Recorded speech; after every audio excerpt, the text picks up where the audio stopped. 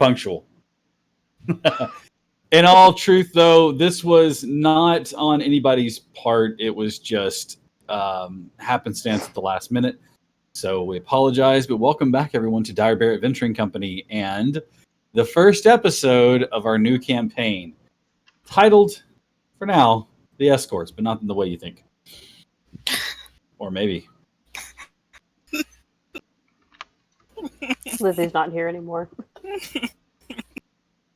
Anyways, same. A lot of the same faces, but we see new characters, a new world altogether, and a whole new story with that and told. So let's go ahead and talk about some things that are going to be different this time around. And one of those is that you'll notice there's no Roll20.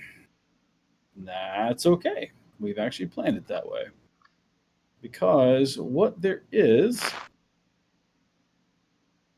us rolling dice. For me personally, I'm using the big-ass dice of doom. This is the actual size of my D20. It is massive. It is, the whole set is just big old blind man can't see because I'm old set. Paragon, shut up. I mean, it gets real interesting on Sundays, and we're just sitting there talking, and you hear ka-thud. Yeah, they have a table. They have a very nice sound to them. They're very solid sound. I know you didn't say anything, but you were thinking it, and I know you. We will be using D&D Beyond to track everything. Our sponsor for this campaign as well, D&D Beyond, they allow us to use all of their tools, which reminds me, for Wizards of the Coast, don't forget, Descent into Avernus is coming out soon. Avernus, whatever. Set in Baldur's Gate, which is like one of my favorite cities in all of the realms. On top of that, though, a very important announcement that made me jump out of my chair when I saw it, and the advert for it was amazing, and I sat there like this. Baldur's Gate 3 is coming out, and I'm excited. Especially since the people behind it are who, Maddie? The people who did Divinity Original Sin 2. Larian Studios. Right. So Very fucking good. Excited. Yeah, I'm stealing all of y'all for a multiplayer game, by the way. Yes! So you know. I'm there. Absolutely. As soon as I can afford it. A second, sorry.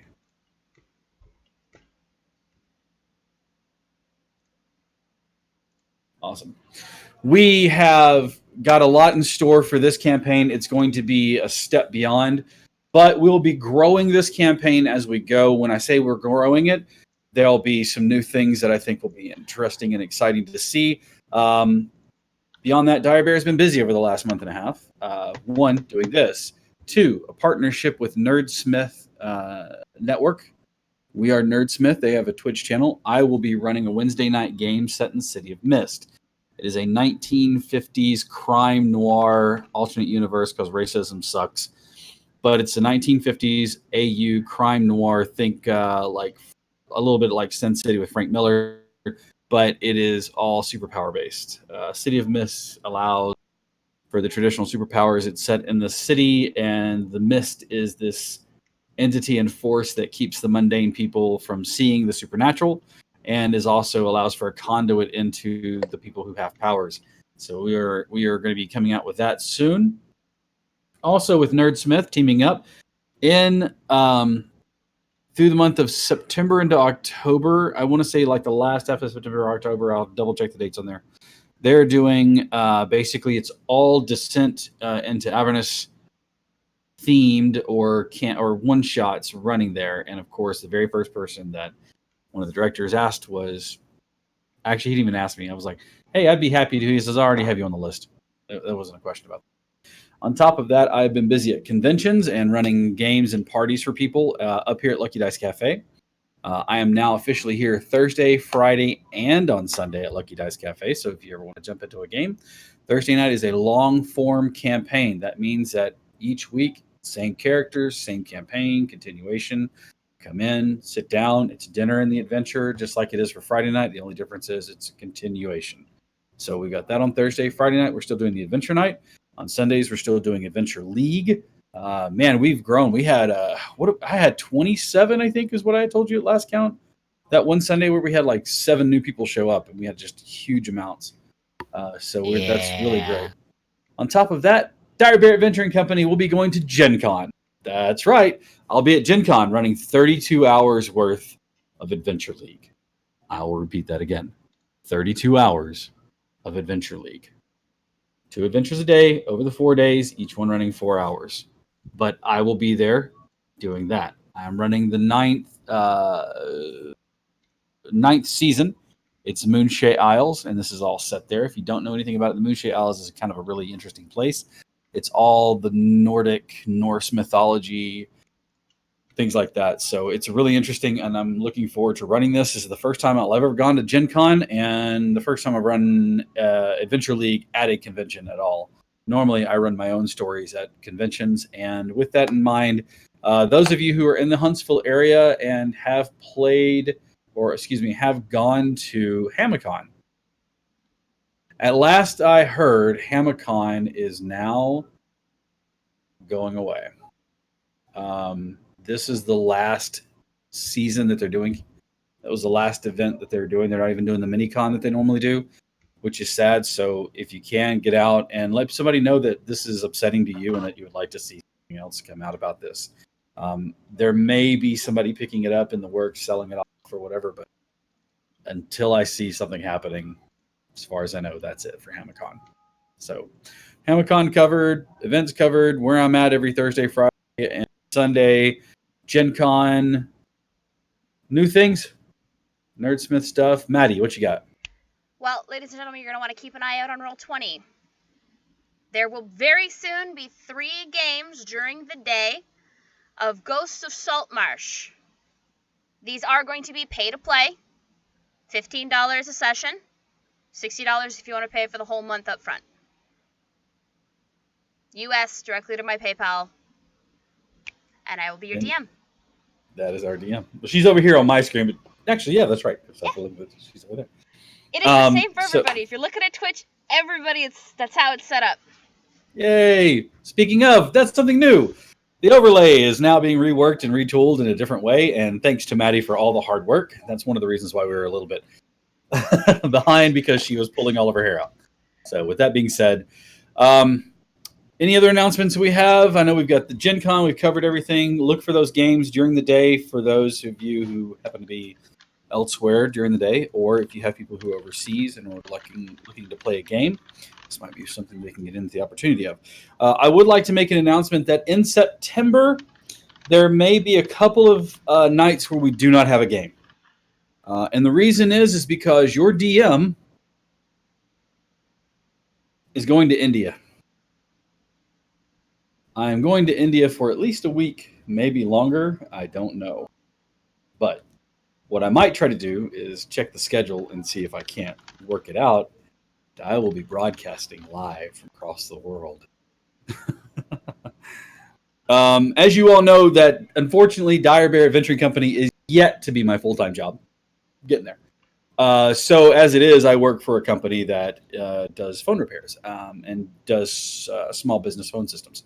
And we have a team in India, and they want me to go there and do training, and they're going to here. That's a big thing. And it's a great opportunity for me to travel the world.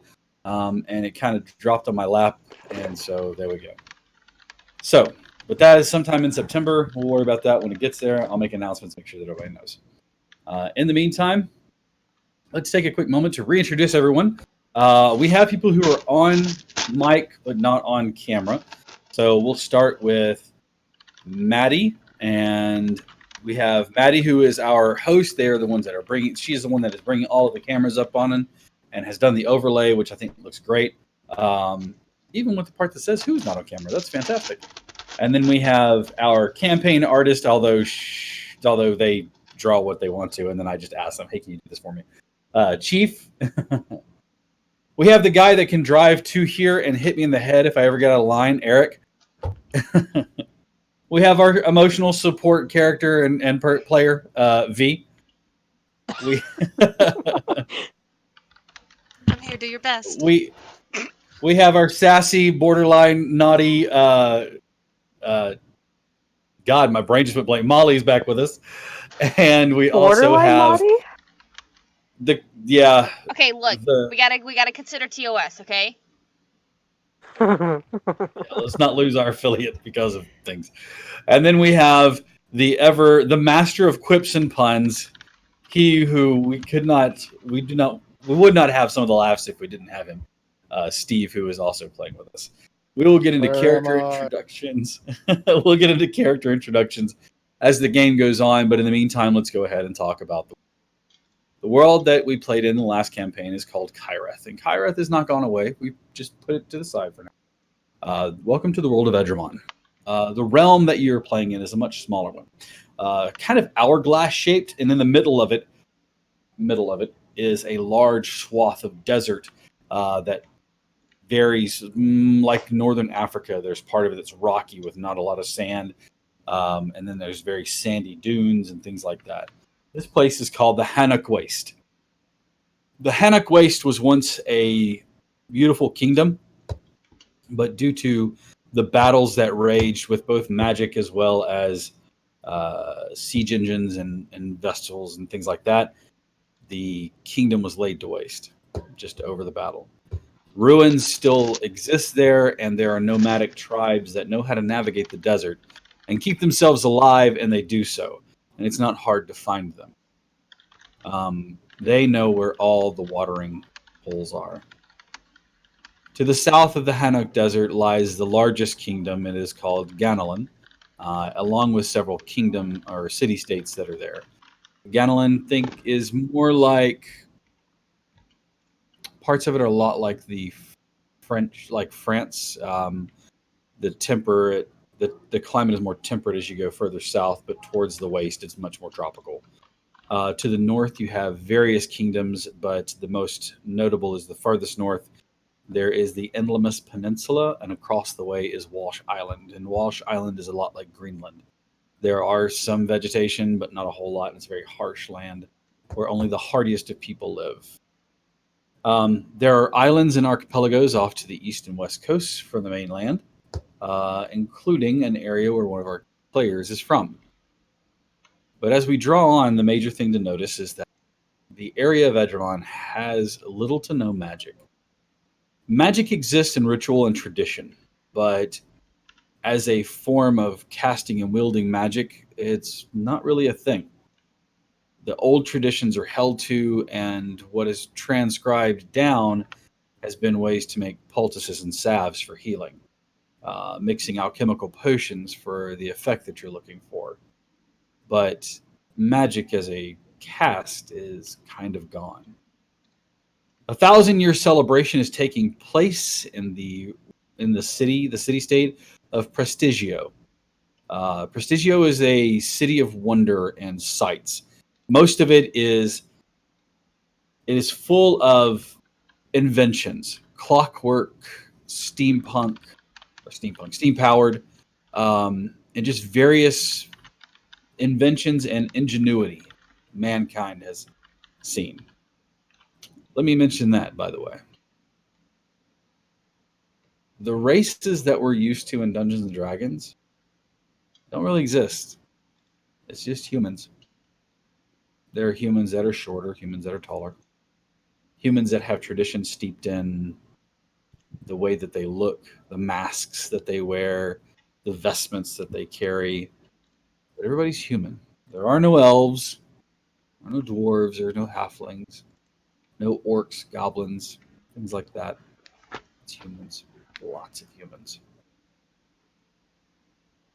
Our party is not together. They are not friends. They don't know one another. They are unknowns. And they each have a story to tell that's going to take place as it unfolds. Will they come together as a team? Who's to say? My hope is that's what happened. We're going to leave a lot of this up to chance, and the story will unfold. With that being said, first off, Maddie, I'm going to get this wrong until I get it right. Zestra. Nope. Zistari. Zestari. I can't read that. My brain is going like, what? Zestari. Zastari, Prestigio has been one of those places you've been eyeing for a long time. It has a lot of wonders, and especially with the 1,000-year celebration that's going on, it's just ripe for the plucking. All you need to do is find the right mark.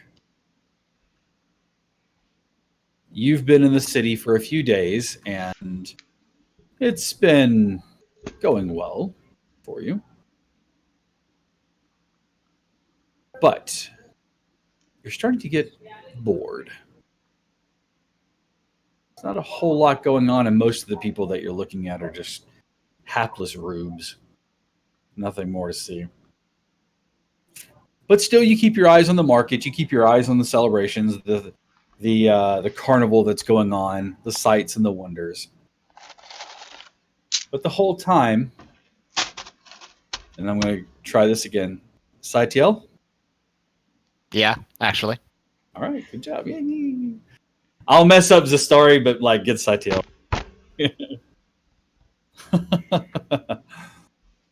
What was the city's name again? Prestigio. Prestigio. Prestigio. I am doing my campaign notes in Microsoft Word just for the Keen Mind stuff. I am doing my campaign notes in a notebook. And for those of you at home, you can feel free to write all this stuff down too. Prestigio. Saitiel, you find yourself far removed from the comfort and familiar realm of the cloistered library that you're used to. The place of learning. Not so much encouraged as you were shoved out the door and told to go forth and explore, especially since you've never really, this is the place that you know, this library. You found yourself leaving far from home, heading south. Let me pick my notes real quick.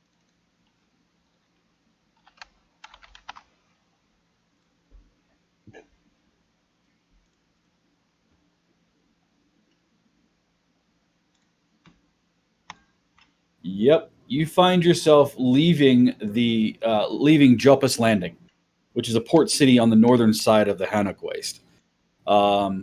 It's a large place, one of the largest cities you've seen, but it is a bustle and hubbub, and you kind of avoid most of that because they don't have really what you're interested in the tradition. But Prestigio calls to you, and as you wander around, you find yourself a little comfortable. The people aren't so bad here, especially with all the things to see. The mechanical men made from clockwork that are stand this tall and march in time with one another as the operator pulls a pin and they all start to march down the street. You've watched a man riding on what appears to be a device that has a wheel in the front and a wheel in the back and a chain that connects them. He makes it move by momentum and balances himself on it as he goes. It's a true sight to see the metal wheel sparking as it hits certain rocks on the street. You've heard the sound and the hiss and the puff of gigantic cylinders full of steam and the monsters that they powered all around the city, chugging around. And it's truly just a sight to see, to watch people get on, and it goes, and then they hop off again, and it just, the sound of the powerful pistons beating as it moves. It's truly intense. And you've realized that you have a lot to learn here.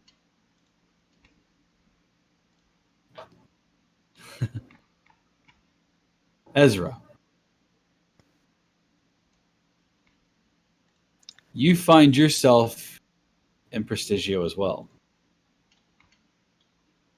Far removed from any comfort that you have. There are no forests around you. Well, there are, but not here in the city. But as tradition would have it, you traveled here. The name in the tradition was a lot different than what it was, but they've changed the name since then.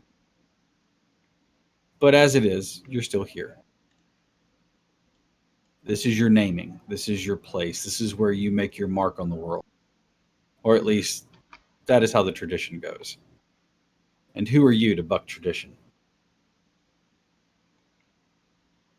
Dull.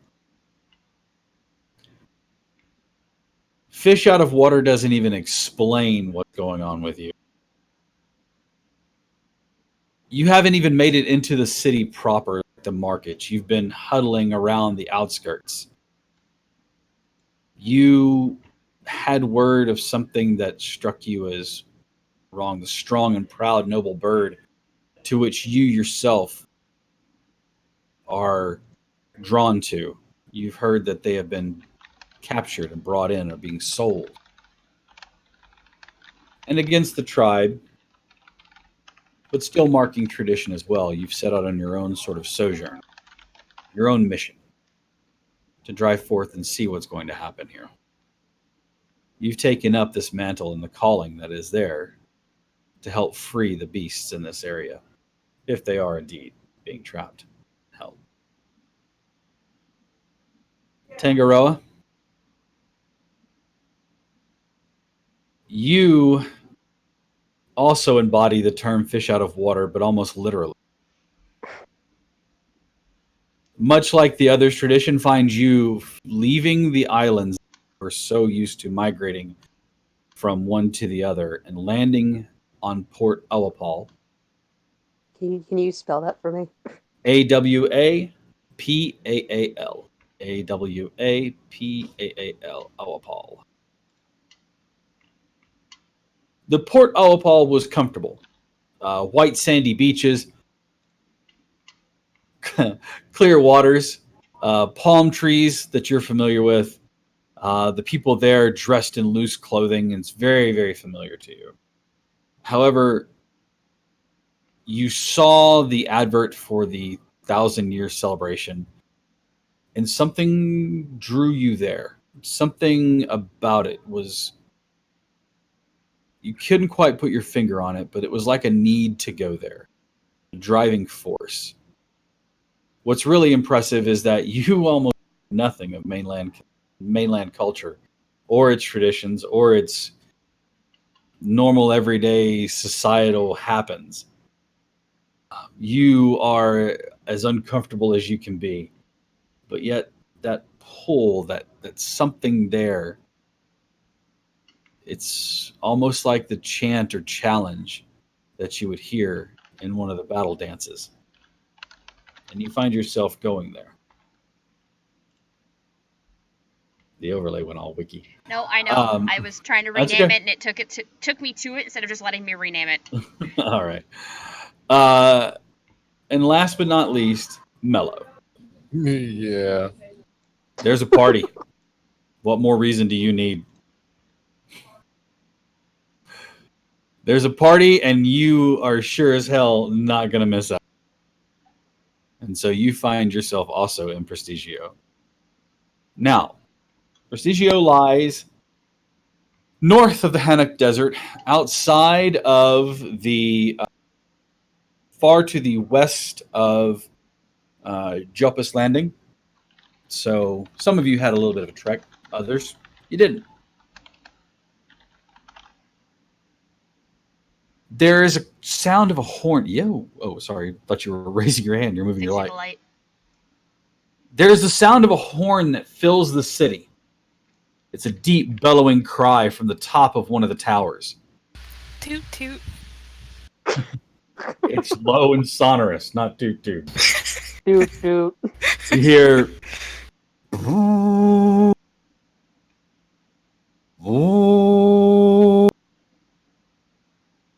The people start to move towards the center, as the throng, towards the tower.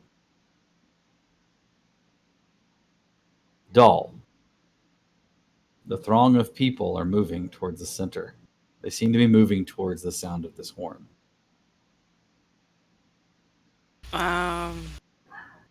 Fantastic. I guess I'm following. Awesome.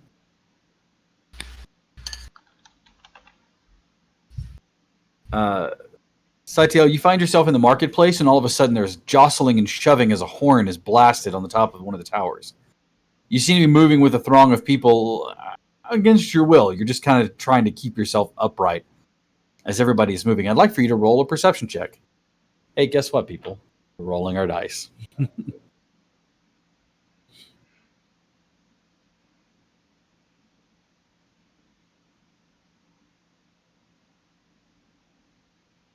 11. What's your passive? 12. Okay, so you won't be able to roll below a 12. You're good. Okay. All right. As you start to hear, there's the sound of people talking around you. You're catching bits and snippets of the conversation. They seem to be talking about an announcement. They call her the crone. And that's the word that you keep hearing is the crone and an announcement. Crone. And you're being moved forward through the crowd. Zastari. Yeah, Hey, he got it. he Like did. cattle, they're all pushing and shoving and making their way through the crowds. Where are they going? And are you following? Oh yeah. I mean, I'm following and seeing what I can lift from pockets as I go. Give me a sleight of hand.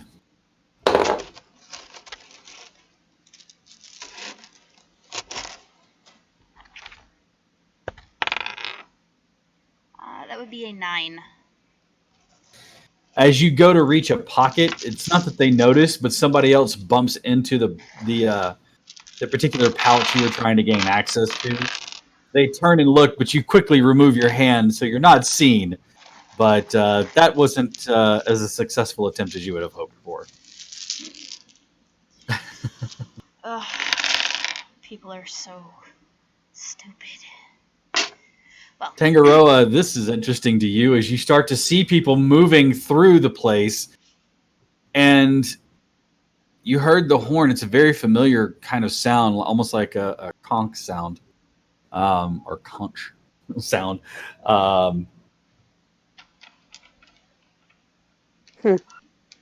And you hear that they are moving forward, and you see them falling in line with one another, kind of shuffling and jostling.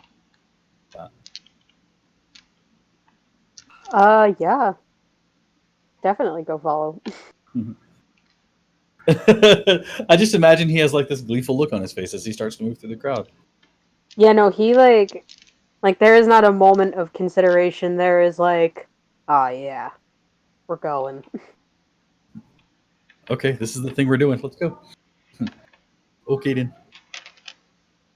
Okay, man. Mello, I'm assuming you're following just because you got to be the center of attention. Or at least you're going to try anyway. Hell yeah. All right. And last but not least, Ezra. These city folk are weird. He's the one saying sorry as he's constantly being bumped into. Sorry. Oh, sorry. So, sorry. Sorry. Is he Canadian? Probably. I was Might just as about well to be. ask that. Here I am. I figure there's two dichotomies of Canadians in this channel. There's Maddie, and then there's V. Sorry. You have V, who apologizes for Sorry. everything, including being labeled as a dichotomy of Canadian.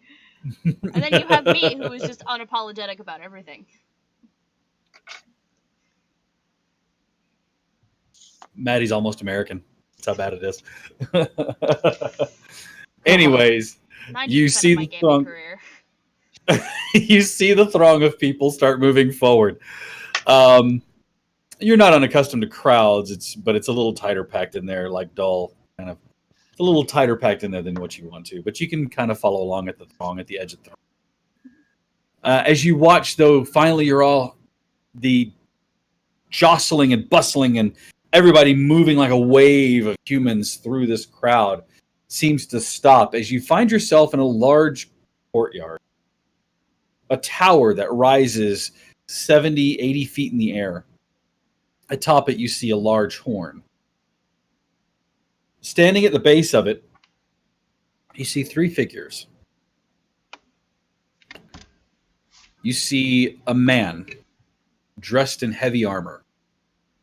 His helmet is held in his hand, and you can see that his hair is silver.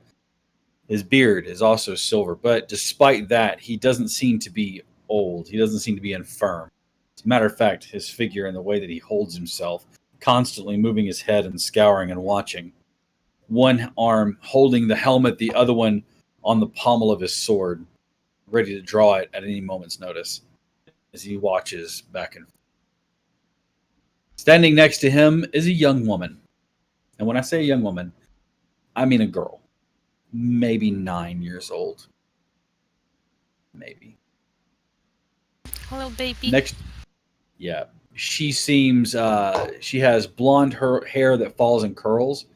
She has a large white hat on that you can see that's very stylized thing. It kind of comes up in the front, and when it arrives at all the points, it almost looks like like the closed bloom of a flower. She has a long white robe on that covers her, and you can see that the sleeves Baby are Pope. large. Oh, Why isn't Steve on the game anymore?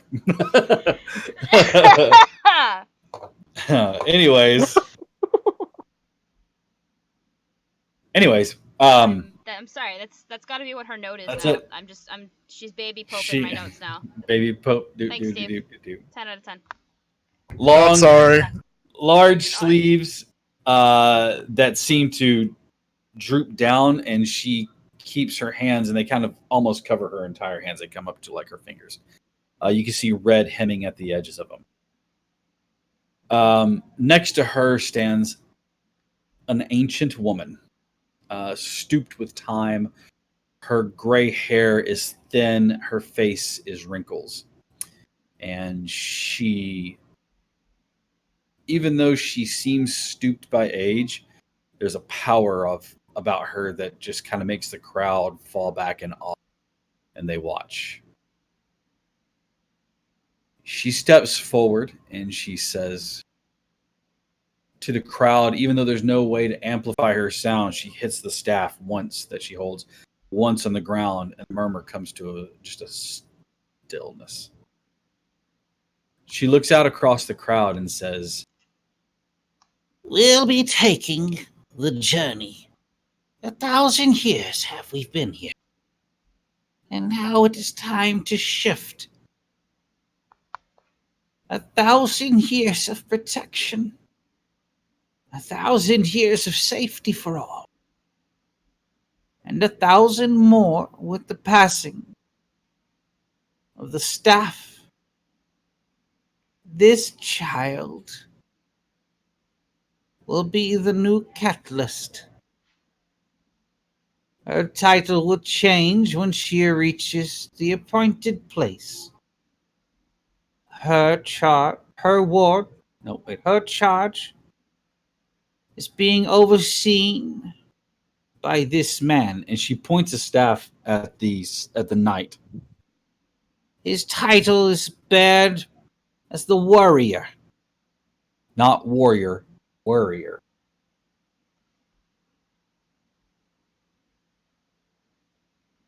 She sets her staff and says, We leave at dawn.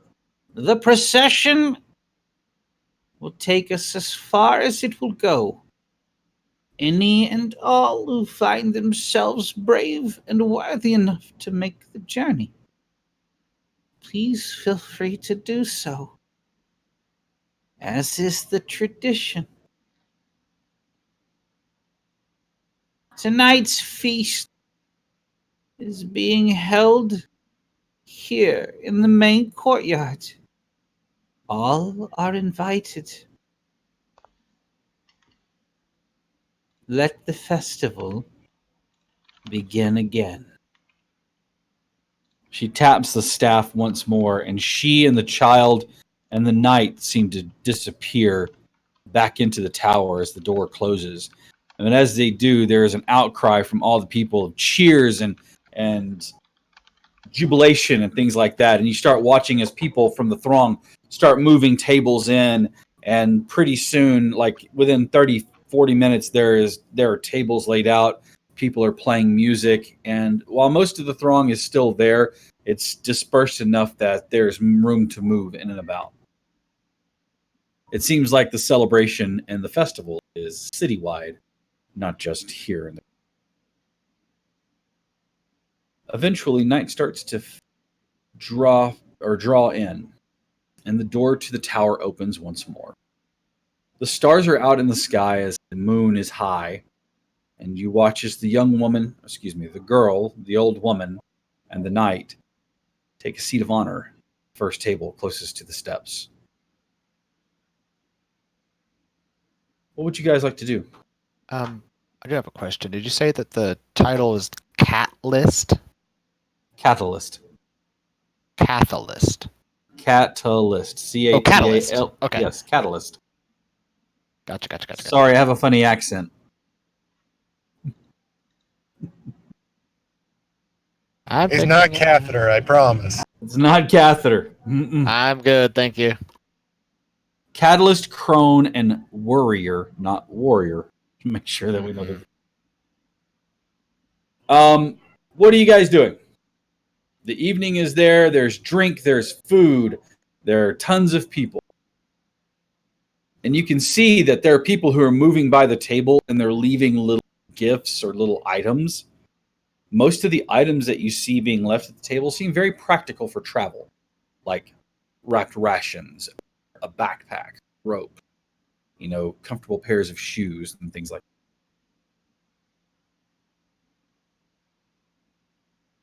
that.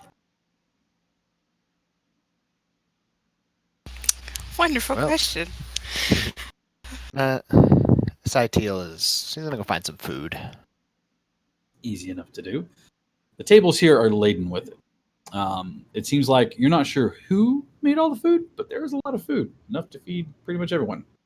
Okay. You get the idea that it's kind of chipped in from everybody.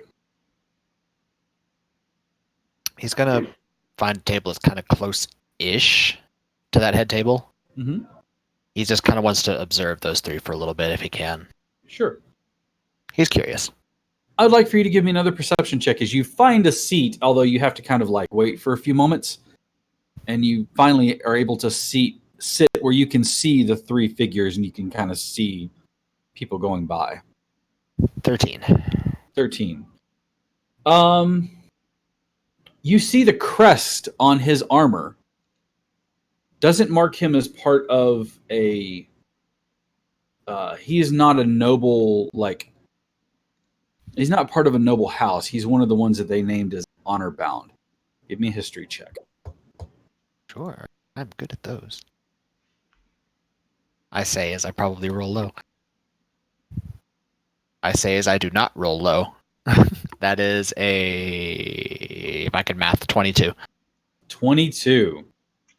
The crest that he wears is an honor bound. The honor bound are not knights of noble birth. They're knights of low birth who are bound to a noble family.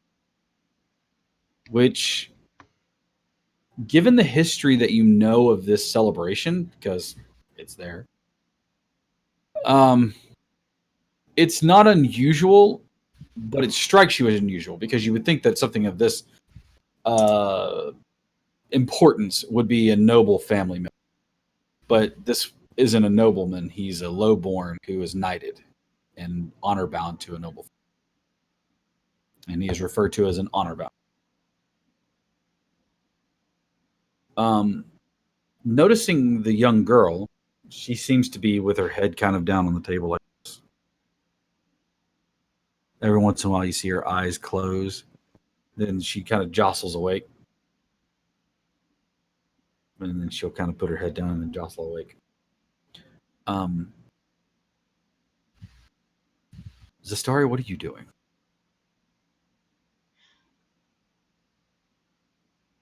I'm not sure. Kind of debating whether or not I want to walk around and see if I can't glean a little money, glean little items. Hop on a table, start twerking. No. Just gold pieces. I mean, I'm clink, sure. clink, clink, I'm clink, sure, clink. To be honest, I'd probably make more doing that than what I'm doing. But no. It's like roll for dexterity save. As you just pelted with gold coin. Clink, clink, clink, clink, clink. All right. Sleight of hand check if you're going to try to glean stuff from the people. All right. She's not For looking those of to you like. who are joining us, welcome. We're rolling dice because we're not using Roll20, so we're actually using a table. Yeah, Grumpy's got the right of it. Instead of making it rain, it's making it hail. Making it hail. She's not looking to like get into anybody's pockets. It's one of those like, if I see a dagger that's just loose in somebody's belt, well, it's gonna find a place in one of the empty dagger sheaths that I've got hidden around my person. Okay. So go ahead and give me a roll. That is a 21. That dagger is just loose and available for to be pulled out of that dude's pocket along with his money belt. Excellent. Well, I do that and then hip check somebody into him so that he, if he notices anything, he just thinks that it's because somebody bumped into him. And then I'm gonna He keep didn't notice walking. a thing. Excellent. And then I'm gonna keep looking. I'm looking for anybody interesting. At the end of one of the tables, sitting there looking at the three figures, you see, oh, he looks like an easy mark. He's soft. He's sitting in robes. He is paying so much scrutinous attention to the three figures at the end of the table. He doesn't even realize that his cup is empty and that his food is finished. I should also mention there's an owl on his shoulder, too. Yes, you do see an owl, like, picking at the scraps on his plate. Yep. Little tiny pygmy owl, just the head's going like pick, pick. Like tiny owl. She walks by and there's a pitcher of wine. I'm assuming like on the tables there's pitchers for drink. Mm-hmm. And maybe platters for food. She scoops up a platter of food first, goes on her hand exactly like a waitress would, grabs the pitcher of drink in her other hand, and then walks over to him and just slides herself into his lap with a very sultry, "You looking a little lost there, darling. You sure you wouldn't like something a little bit more fun to pay attention to? Perhaps some more food and drink and a little company?" Well, I mean, I am a little bit hungry, sure, but I'm still trying to figure out why one of the honor bound has been assigned to this. That seems like something that a noble would do, don't you think? Maybe he's in love with her and can't let her go on her own. Or maybe she's his bastard. Who the fuck knows? Does it matter? Well, yeah, I mean, she seems like an important figure, especially if she was chosen to take this journey.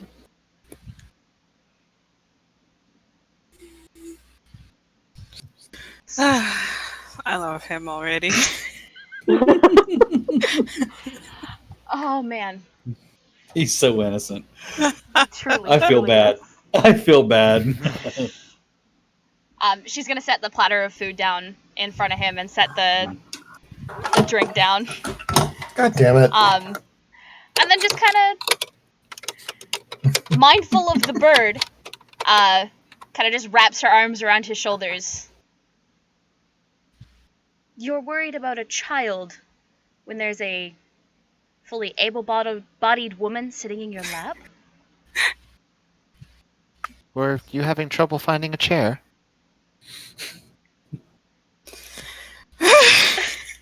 Please bear with me 1 second. As he freezes. As he freezes!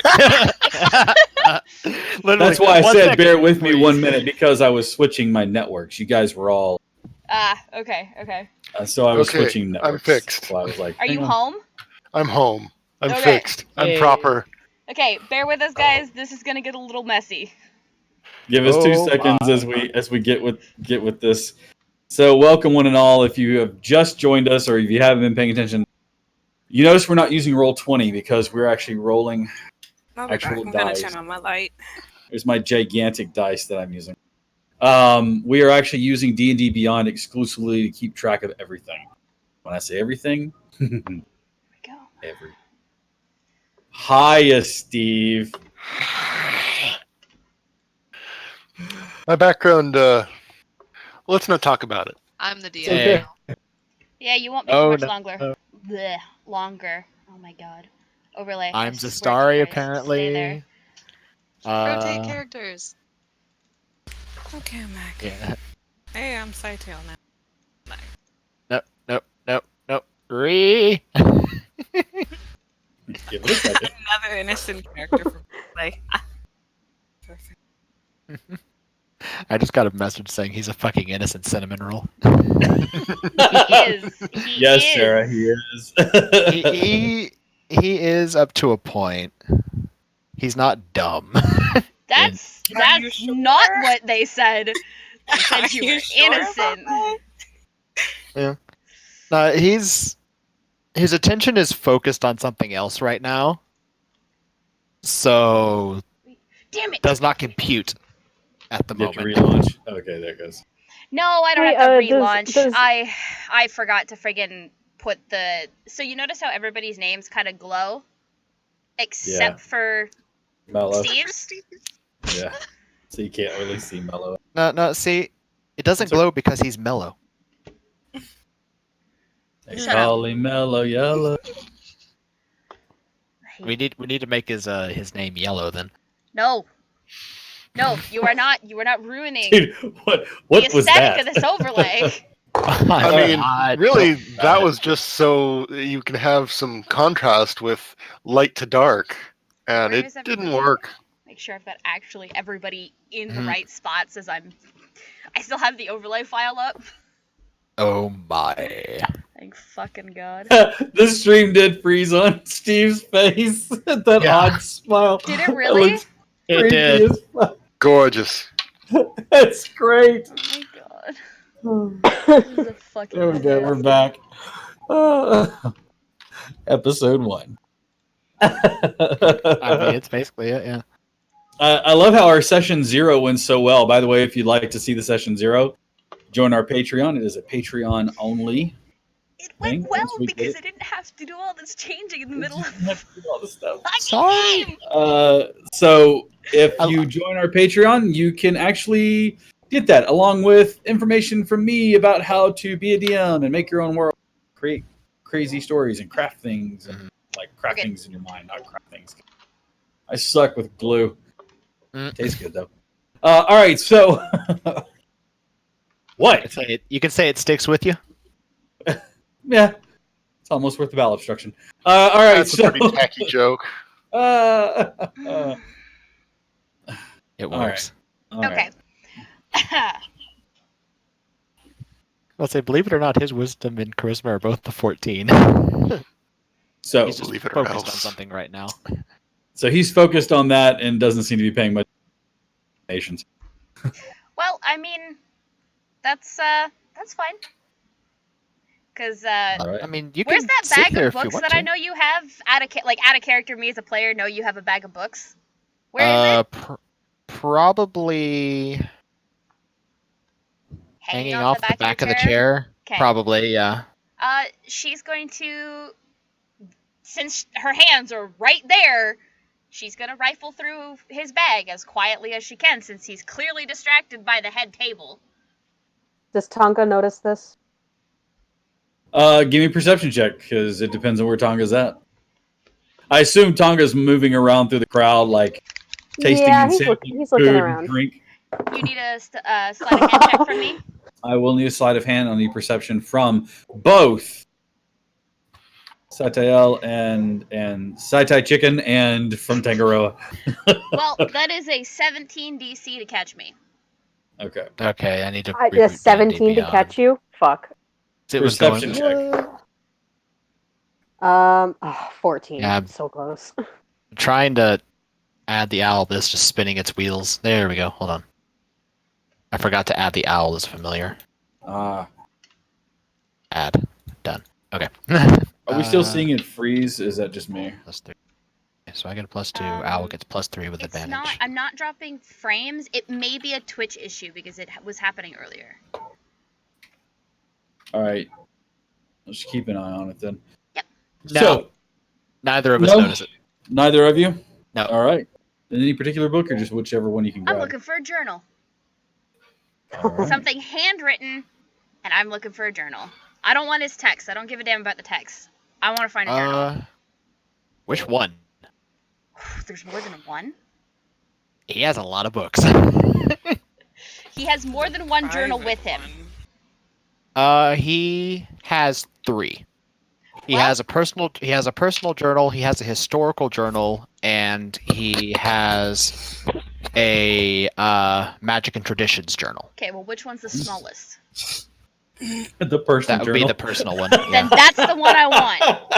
The personal Okay. one. Because Yeah. that's going to be the easiest to just slip into clothes. And he's like, Okay. they told him to take this and write about himself. It's got like 4 words in it. Basically. I am not home. All right. Doll. Actually, Doll and Ezra, what are you guys doing? There's what looks to be a large gathering of people. When I say a large gathering of people, 500-600 folk, like milling out through this area. It's pretty big. There are puppies outside.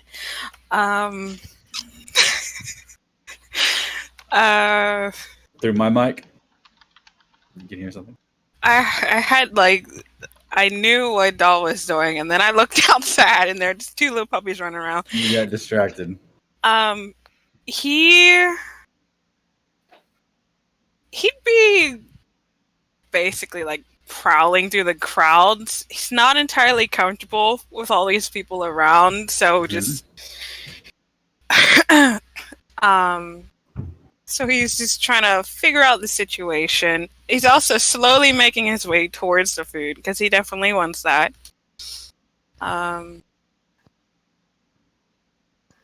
Yeah, right now his goal is getting to the food, not bumping into anyone, not interacting with anyone, and not having anything stolen from him.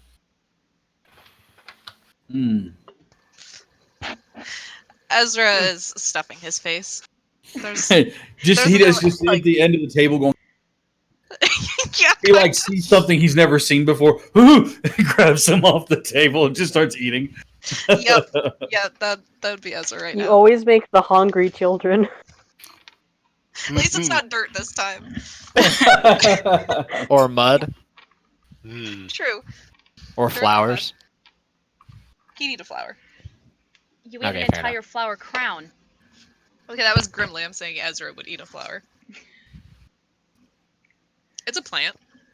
It's not gonna hurt. Yep, perfectly fibrous. Yeah, they're fine. All right.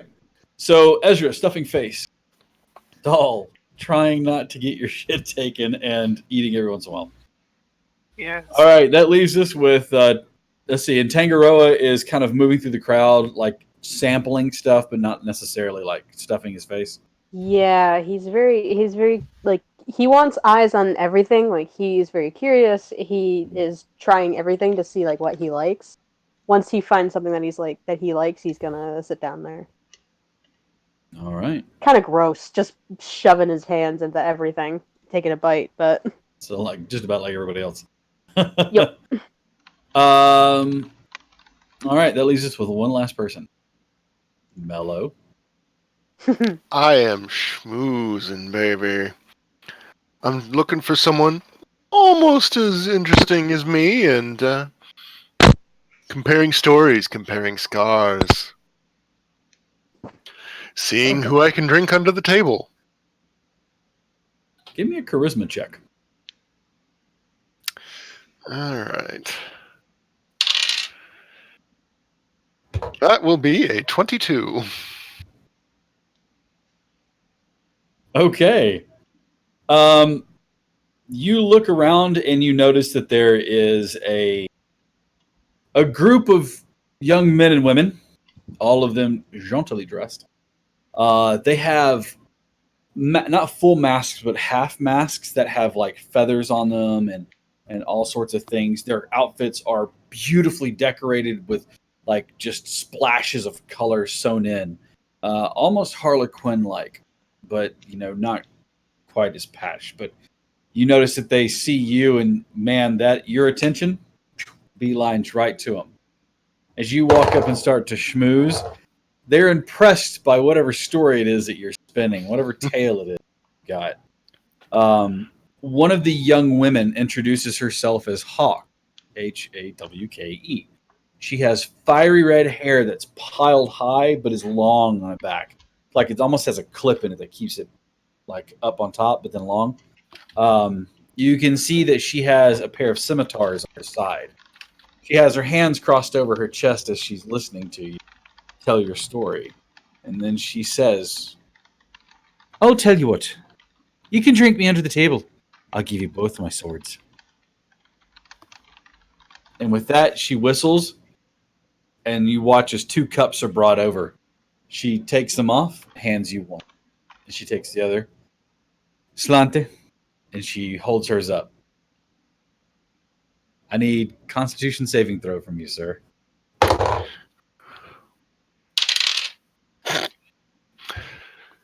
22. Oh! Oh my. Did you just nat 20 your con save? No, but I have a +4.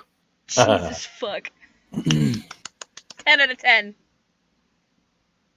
All right, so she takes a look at you as you toss back yours, and she tosses back. She slams the cup down onto the table next to her, and she's like, well, color me impressed then. She goes, some more then. Well, if you're gonna get colored impressed, you might as well see if you stay within the lines. Ooh. I like you. You're a fiery one. And she takes and drinks another cup, just downs the cup all the way.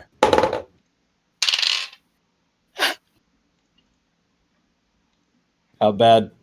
6. Still better than hers. 10 of 5.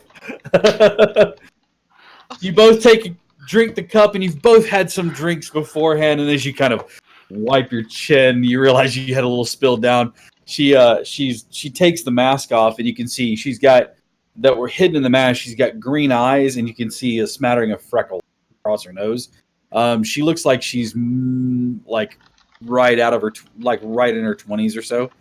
And she kind of gives you a look. She kind of squints her eyes at you. She says, enough. You want some more? Don't you? She kind of eyes you up and down. She says, I'll take that. She brings 2 more cups, hands you one. Are you ready?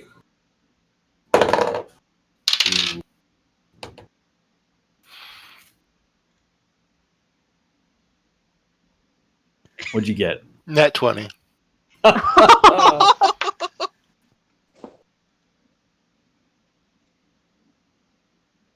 She did not. She got a 13. She takes the cup and she goes to put it down, and it just kind of drops. And she looks at you and she leans in and she says in kind of a slurred tone, has anyone never told you you're very pretty? She like pats your face really hard. And I believe that I'm drunk. I think that I owe you a couple of swords. And she reaches for the 2 scimitars that are in her belt. And as she goes to pull them, she's like fumbling with them left and right to try to get them out of the sheath.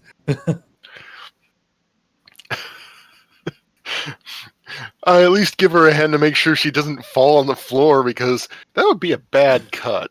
She like leans into you and finger like to your chin. She says, of course she could always pick him up off the floor in the morning.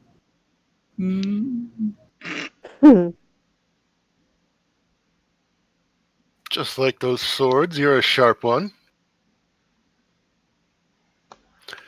Yes. I don't know. Start the campaign strong. Good stuff. Just a reminder, everybody, all of the players are well over the age of 18.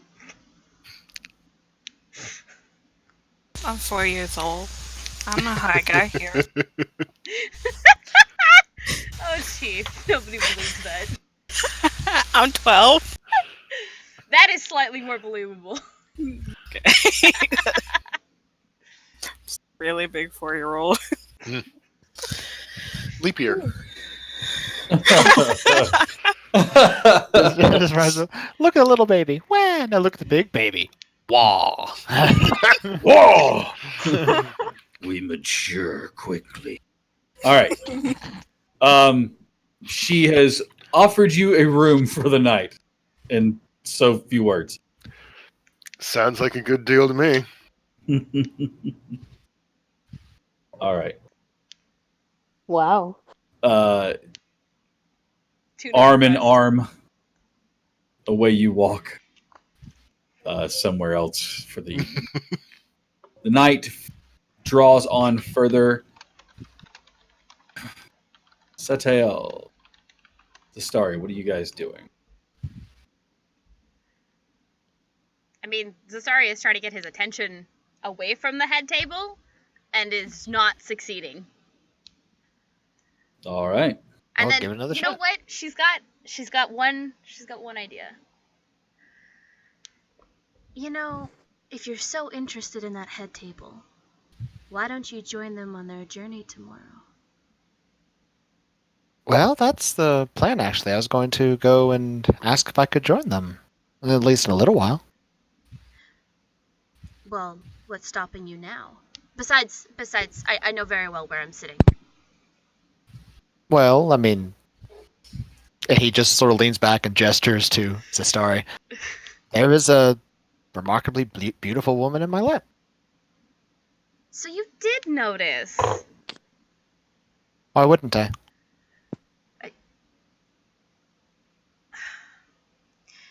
You know what? Here. Why don't we go up together and offer our services? Yeah, sure. Oh my god. I'm sorry. Me as a player, I knew this was coming. Zastari is just like, why? Every time he just doesn't quite pick up on it. It just, her brain shorts out. She's like, I don't understand. I don't know how to handle this. I have no idea what to do. None of this is working. We really need to get merchandise. I think the next one's just going to be, sorry, I was distracted, and it's going to say Dash. Satael. Satael. Probably. And then Shield. It's more like she kind of launches herself off of the chair and Satiel's lap, which is at the point where you realize that she is wearing very thin heels that are about 6 inches tall that go clear up to her mid-thigh. You could probably kill somebody with those. Ooh, who's to say I haven't? Yeah, that's a fair point. That's hot. My god. He just gets up. Like, how tall is she with those heels? I'm With curious. those heels on, she oh my god, I have this. I wrote this down. Around 9'6". She is 5'10" with the heels on. Oh, they're the exact same height with those heels on. Yes. Okay. If she's wearing the heels, she's the same height as him. If she has the heels off, she is 5'4". Oh my. New shirt just says keep the heels on. All it says. Yeah, he just gets up, takes his bag, puts it over his shoulder, squishes the owl. I'd like for you to give me another perception check as you put the bag over your shoulder. I was about to say, yeah, considering how Mm-hmm. often he uses that. It's a 13.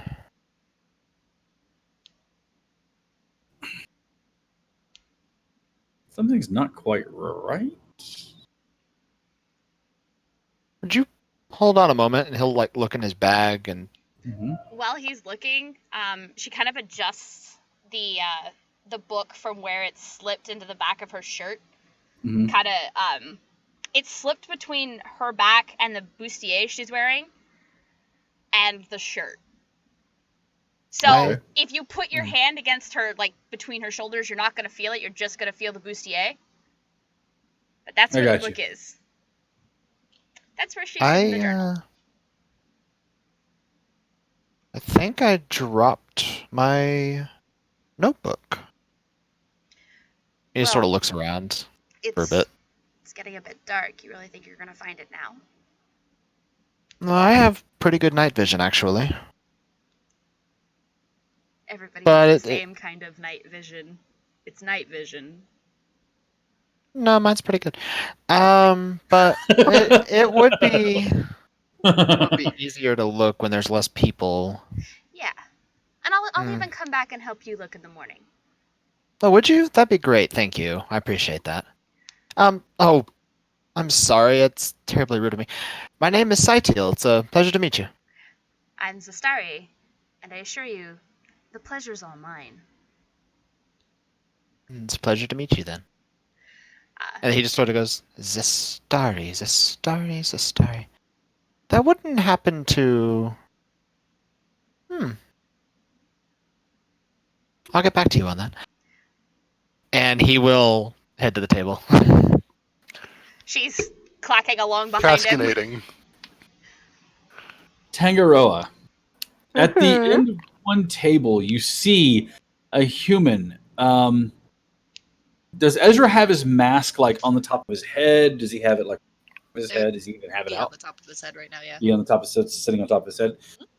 You see the face of a demon or something. Its head down, but you can watch as it's got long tusks on either side. It looks truly horrendous, something to be feared. It reminds you a lot of some of the things that you have on the island, especially like whenever you go into battle and you're doing your dance, the faces that you make. Oh, yeah. This looks like that, but only like stylized, like a different tribe. But you watch as it seems to be shoveling food into its chin. I am going right up to introduce myself.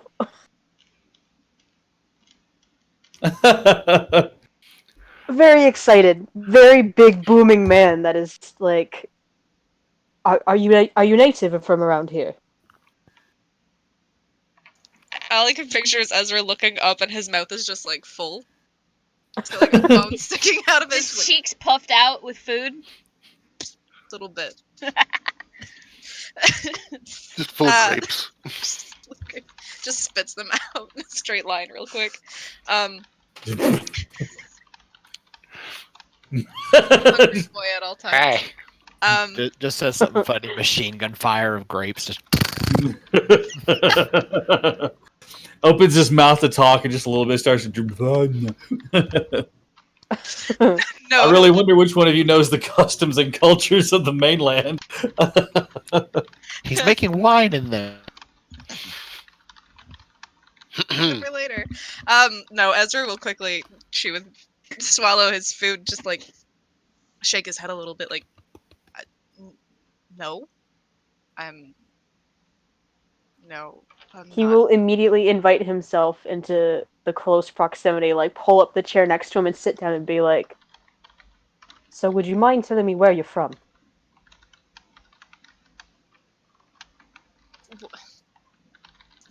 Mainly the forest. I travel quite a bit.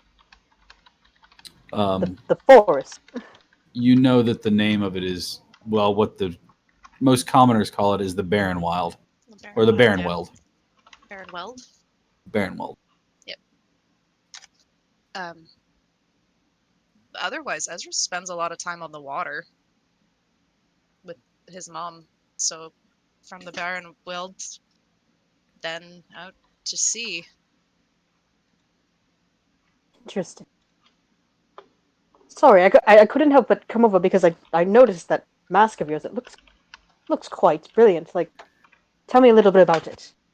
What is it? What does it mean? Oh, real personal, real quick. Oh, okay. This is what we're doing, I guess. Nervous. You have a very sweats. overbearing boy.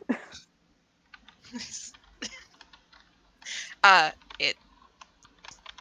My father's, and that's really all I'll say about it for now.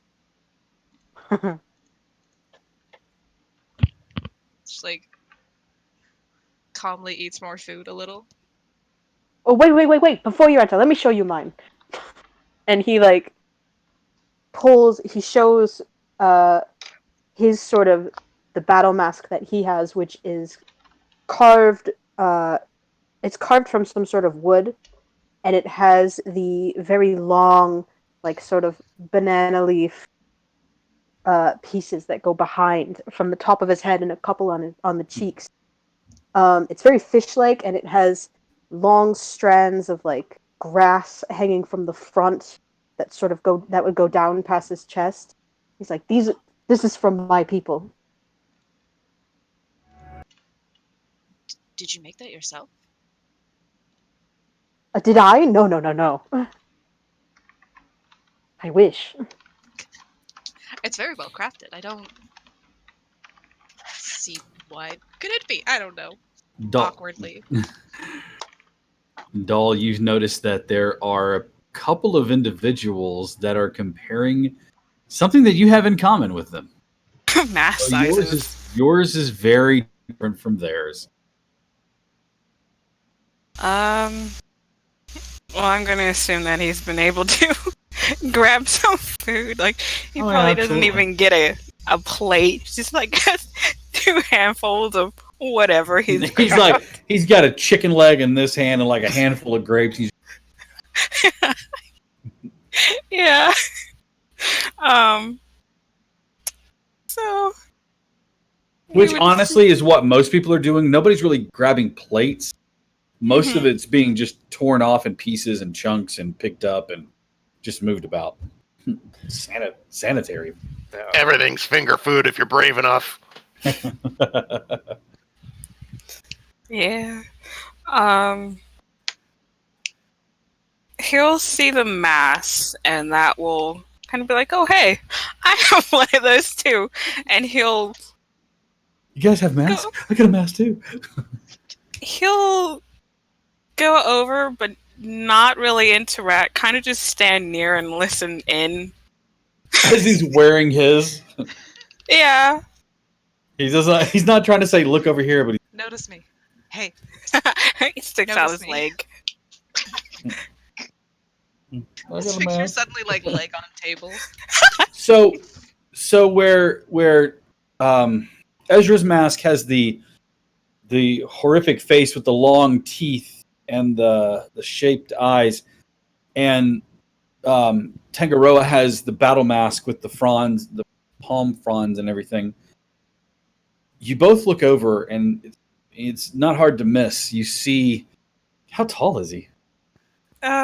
He's just like 5'9", not very tall. It's okay. You see dark skin. It's hard to see. There's not a whole lot of light. I mean, there's some fires going, so there's some. But you see dark skin, wearing very little in the way of attire, enough to cover. But you see a mask on their face with long pronged horns that come off of it. The set of eyes that look demonic or terrifying. Yeah.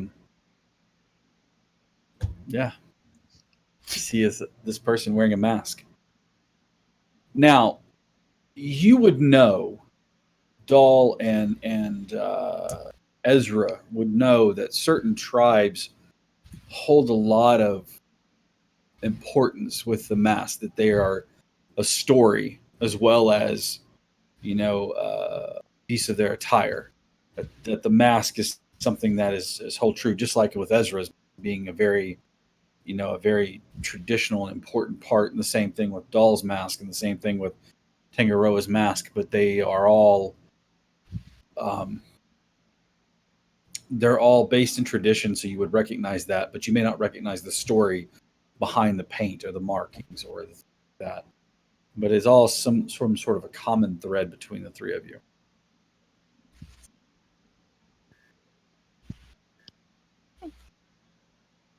I take it you all kind of come together. Just like all standing in a circle, not talking to each other. Same That's While mask. logic. somebody walks by and take a chicken leg off.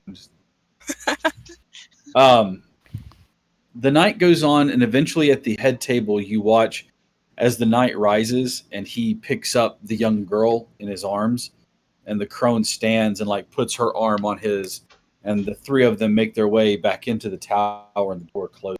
Oh, good night, baby Pope. And while they have disappeared for the evening, the rest of the festivities go on throughout the night, and you see that people wind down, making new friends and things like that, and eventually you yourself find a way to sleep, a place to lay your head down. There are several taverns, and with the festival in town, most of them are pretty full, but you're able to rest and comfort. Most of them are inexpensive. Steve, Mello doesn't really have a problem paying for his. And Saitiel is going to try to look for his book for a little while first before going to sleep. Mm-hmm. Doesn't find it, but he's going to try. All right. So you do that, and eventually find yourself to sleep the night. The next morning, as dawn breaks, you guys kind of shuffle out because there's a commotion. There's a large gathering of people on either side of the main street that leads out of here. And when I say it's a large gathering of people, hundreds, droves are standing there in a passageway, like a colonnade that leads from the tower, from the door, which is currently closed, and it's all the way to the end of the town, out down the main passage, and you can see people lined. The doors open, and the three individuals emerge. The crone walks with her head high. The young woman, the girl walks beside, holding the hand of the knight, and the knight, with his helmet on, is walking beside her, holding her hand in his huge gauntleted hand. You can see that the procession is about to begin. And as you guys get ready to either make way or watch, we're going to take a quick break. We'll be back in 10 minutes or so, back at 40 after. Or 40, not 40 after. Jesus Christ, 20 till. So we'll be back at 10 minutes. Let's call it that. In the meantime, we're going to go refill drinks, go break, and things like that. Don't go anywhere. Tell your friends that we're back on the air. Dire Bear Adventuring Company is back live with episode 1 of the Escorts. So stay tuned. We'll be back. Thanks. Burning bridges to the ground. So take away what's left of me.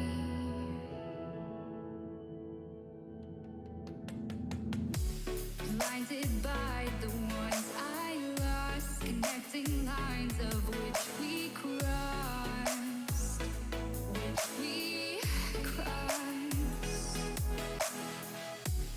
dropped off the scene that side, wishing to have one more fight.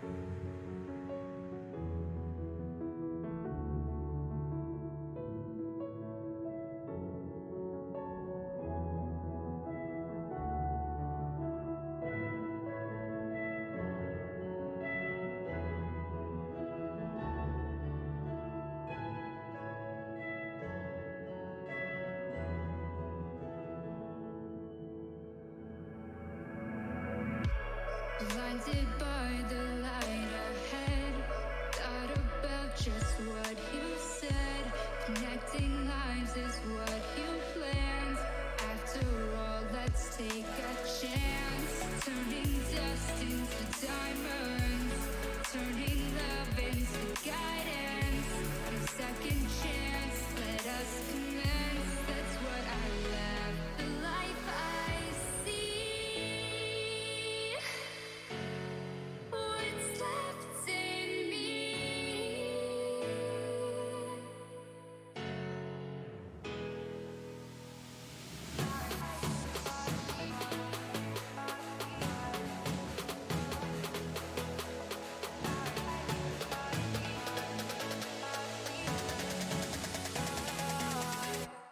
Burning bridges to the ground.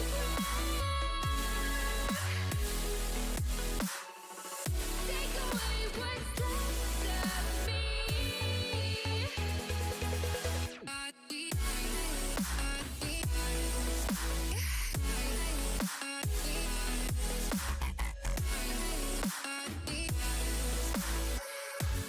Burning bridges to the ground.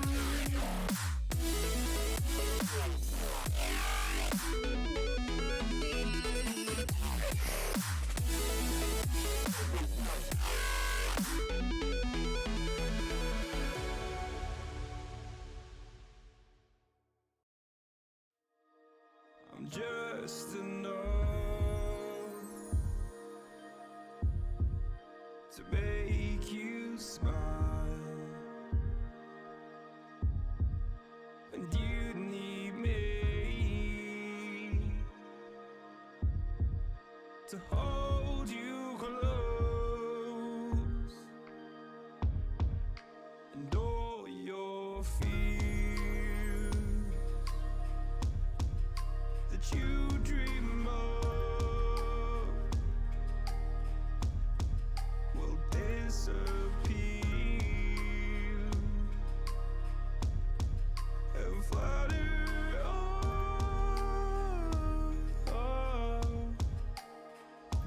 Whoa, hold on just a little.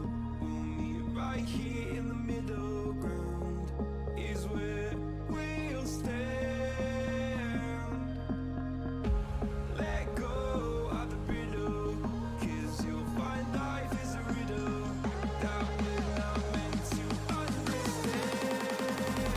But I'm so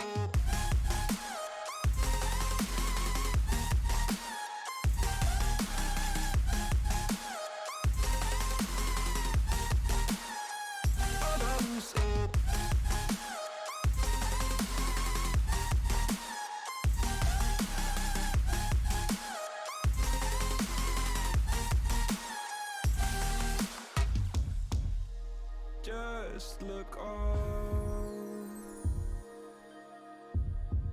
and I'll look down, and all your fears around the ground.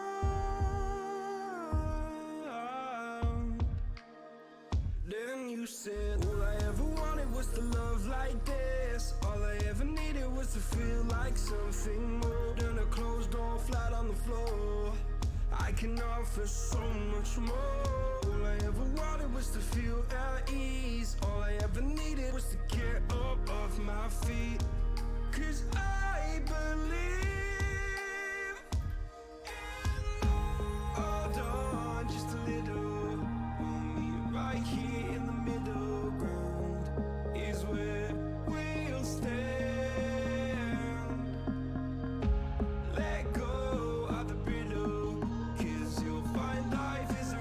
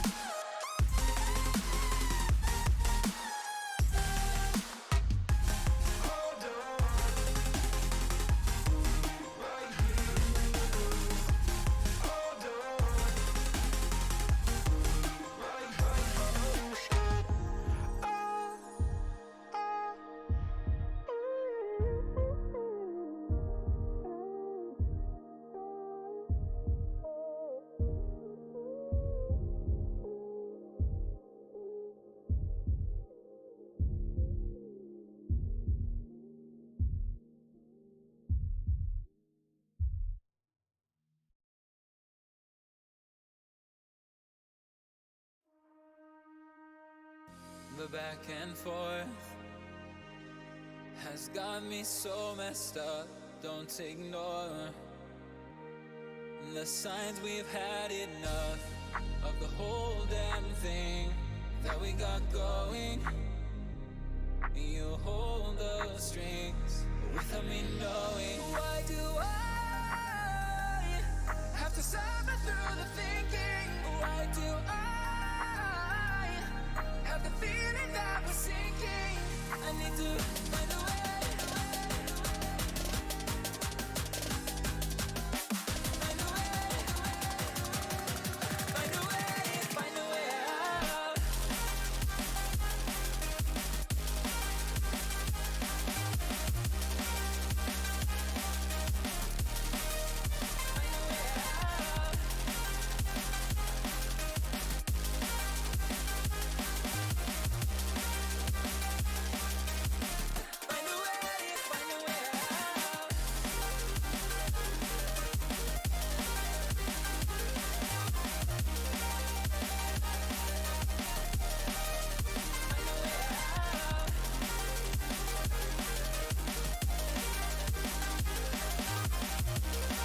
Find a way out. Find a way. Find a way out. What's all this for? It's got me turned around, but I can't ignore the feelings that I found in this whole damn thing that we got going. You hold the strings without me knowing. Why do I have to suffer through the thinking? Why do I have the feeling that we're sinking? I need to find a way.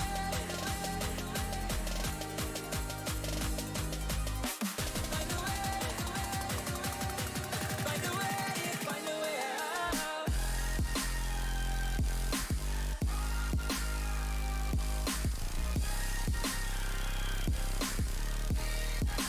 Find a way out.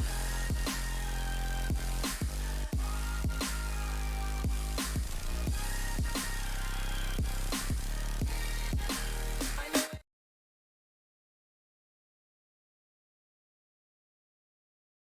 Hello. All right. Thank you very much for the break there. Welcome back, everyone. When we last left off, hopefully my audio sounds good. I can't really tell if there was some changes made, and I either sound great or I sound like I'm on telephone. You can always listen to yourself on. I could listen to myself on stream. It's not as crisp as it was. You sound Yeah. okay.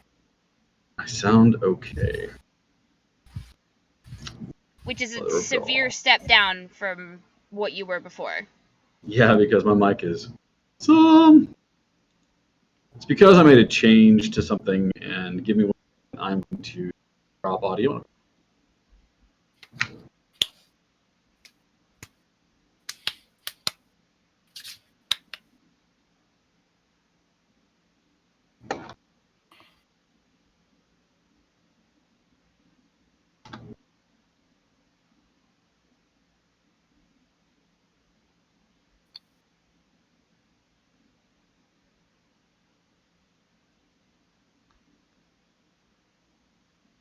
Okay.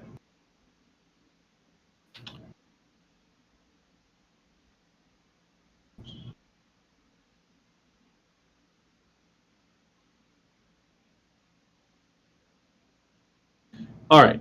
How does that sound? Much better. All right. Thank you very much. All right. So now that I've got that back in order.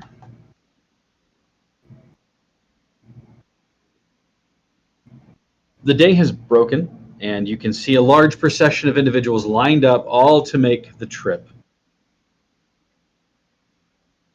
to escort these folks wherever they're going. You watch as the knight, the crone, and the catalyst all start to make their way down the street, riding on no horses. They're walking, all three of them. As they move past, the procession falls in behind them, like the colonnade of people collapsing behind them to form this large group that are all moving down the street. It is not a quick walk. They keep pace with the crone as she moves. And they continue down the path, and more people fall in behind them. Hundreds. They pass a market stall, and you watch as several people with a palanquin come out to lift the crone and the child up. She stops and she waves them away for a second, and then she continues on. They continue to move, and the more people. Horses are brought, but once again, she shakes her head and shoos them away. You can see that many of the gifts that they had are borne by the knight. Backpack full of rations, ropes, comfortable boots, things like that. The child, along with her robes, carries a book. Not a very large thing. Probably that, about like that. It's a very small book. And you can see that they are quietly moving down this pathway. At this point in time, I will ask, what are you doing, party? Well, I have a question. Mm-hmm. If I had read that journal last night, what would I have read?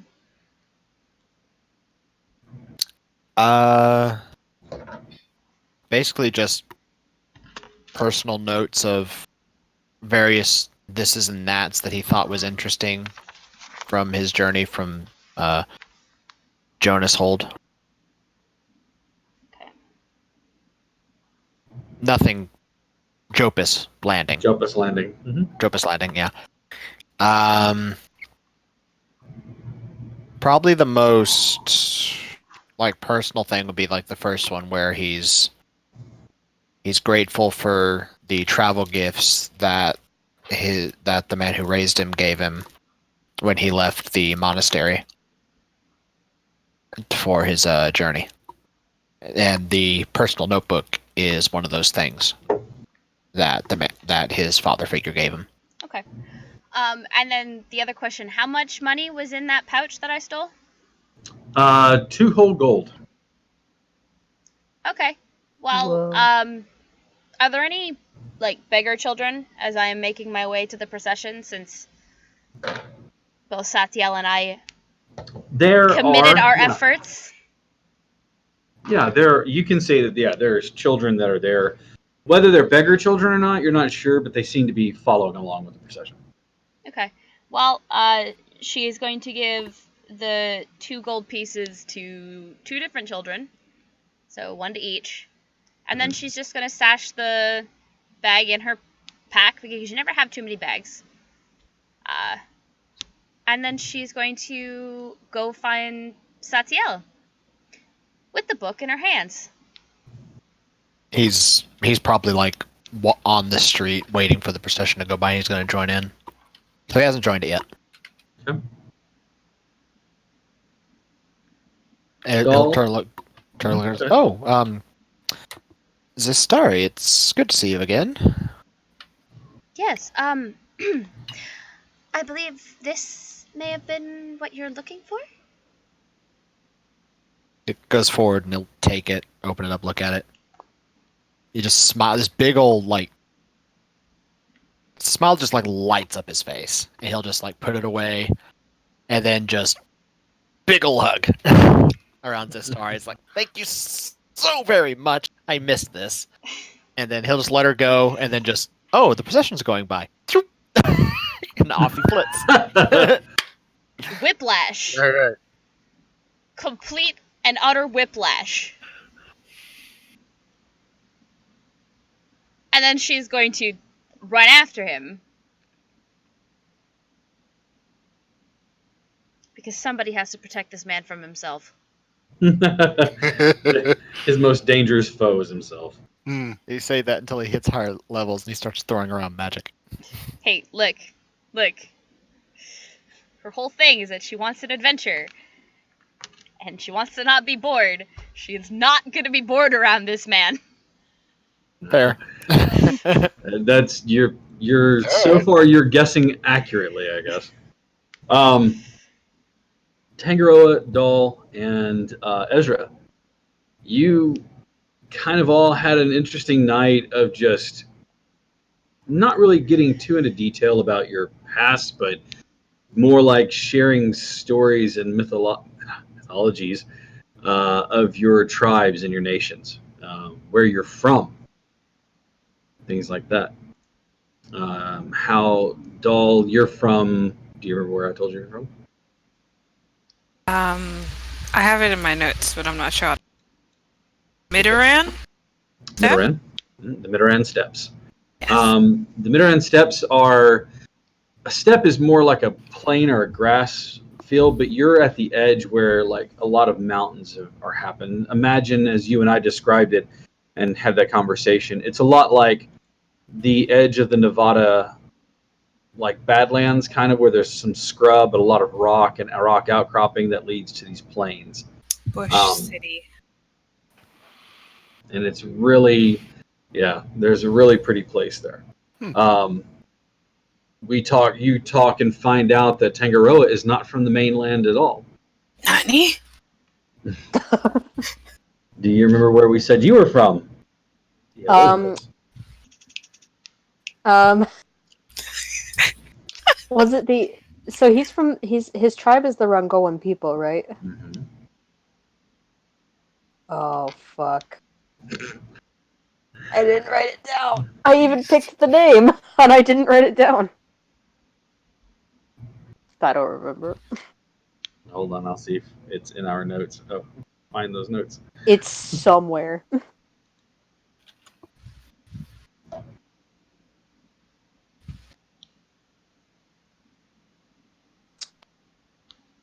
Okay. We'll come back to that in a bit.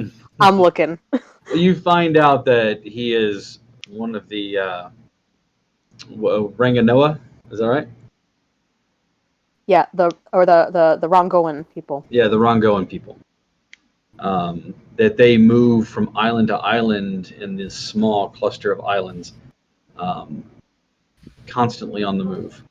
Nomadic, but seafarers, wayfinders, that sort of thing.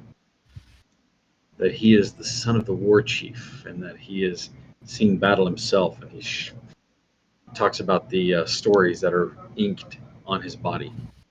The Taimona Islands. There you go. Taimona Islands. Excellent. And then the last thing you learn about is Ezra, who has already told you where they're from. Barrenweld, which is a thick forest full of old trees. In the morning, vapor clings, mist clings to the bottom of it, and they move through the trees comfortably. That other than the trees there in the Barrenweld, the other place that they spend a lot of their time on is the sea. You all find a comfortable place outdoors. Together? If you want to. Cute. Doll will probably want to stick with one of them. Or both. Okay. But the procession is moving, and you guys, being who you are up and moving along with it, more paying attention, curious at the edges, I'm sure, than right in the midst of the throng. Certainly. Mellow. I have left Hawk before she woke up, taking only one of the scimitars and leaving a note saying, "Oh no, I seem to have forgotten this. I guess you'll have to come find me and deliver it. I'll be where the party is, and if you can't find me there, I'll end up at Applewall sooner or later." And where I think the party is where the procession is going. Because where they go, there's always a party, apparently, so... Well, you can see that there's a procession folding in on itself, where there's the larger throng of people and the more somber people waiting down at the ends on either side of the road. I want to be where the people are. So you're in the midst of the collapsing colonnade as they move. Okay, Got it. Walking along and making a black hole.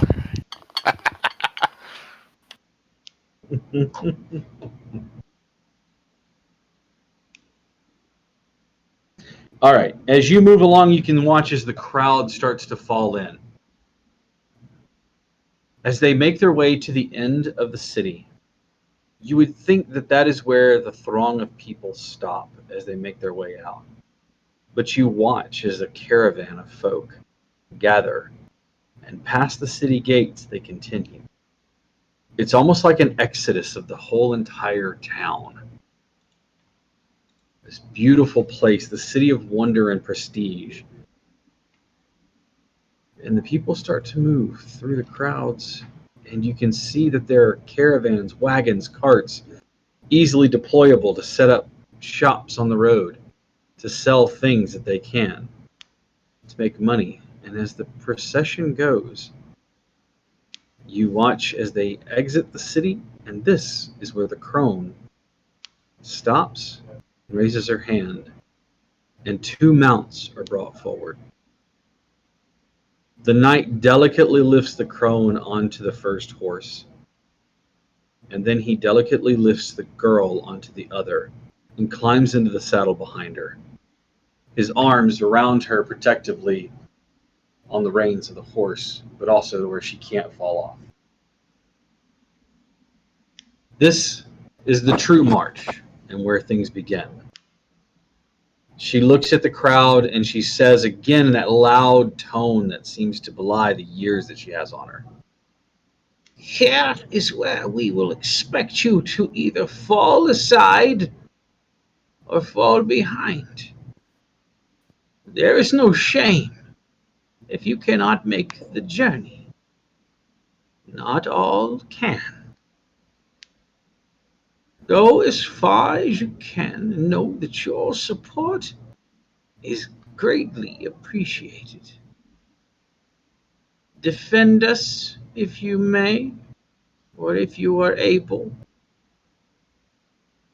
And know that our quest ends miles from here. With that, she snaps the reins quickly, and the horse trots away. The knight and the girl quickly pick up pace behind her, and eventually they fall into a loping trot. Not fast, fast enough to stay out ahead of the crowd, but not so much that they are just running away from everyone. And you watch as this procession goes, and it's amazing because it's everyone moving in mass just behind her. The day passes bright and sunny, and nothing seems to touch this large and just a massive crowd of people that are moving.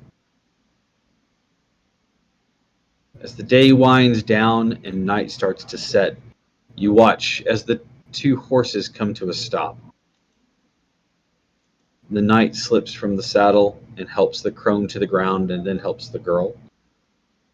They set up camp, and the night starts to pass. The first day's journey is taking you about 16 miles, moving at about 2 miles an hour, 8 hours worth of walking, 16 miles. You don't know how long the procession is going to go. Eric, being the studied one, Satael may have history on this. Is that code for make a roll? That is code for me. Okay. That is not a number. Data natural 1 for total of 7. Total of 7. All right. Yeah, I have a +6. Wow. All right. Well, luckily you can't automatically fail this, but that ain't good. All right. Might be what he came for, is to catalog this journey.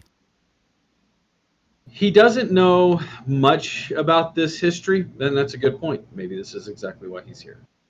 He doesn't know much about the journey other than that they are traveling north and that there is a single place that they are supposed to arrive at.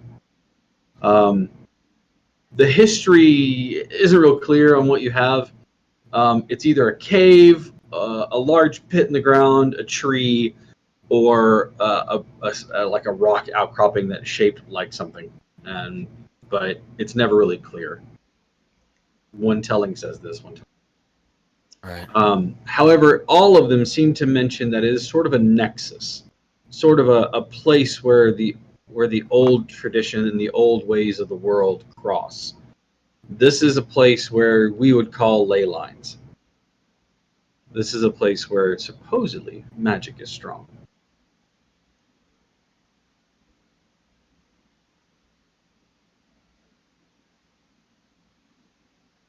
Gotcha.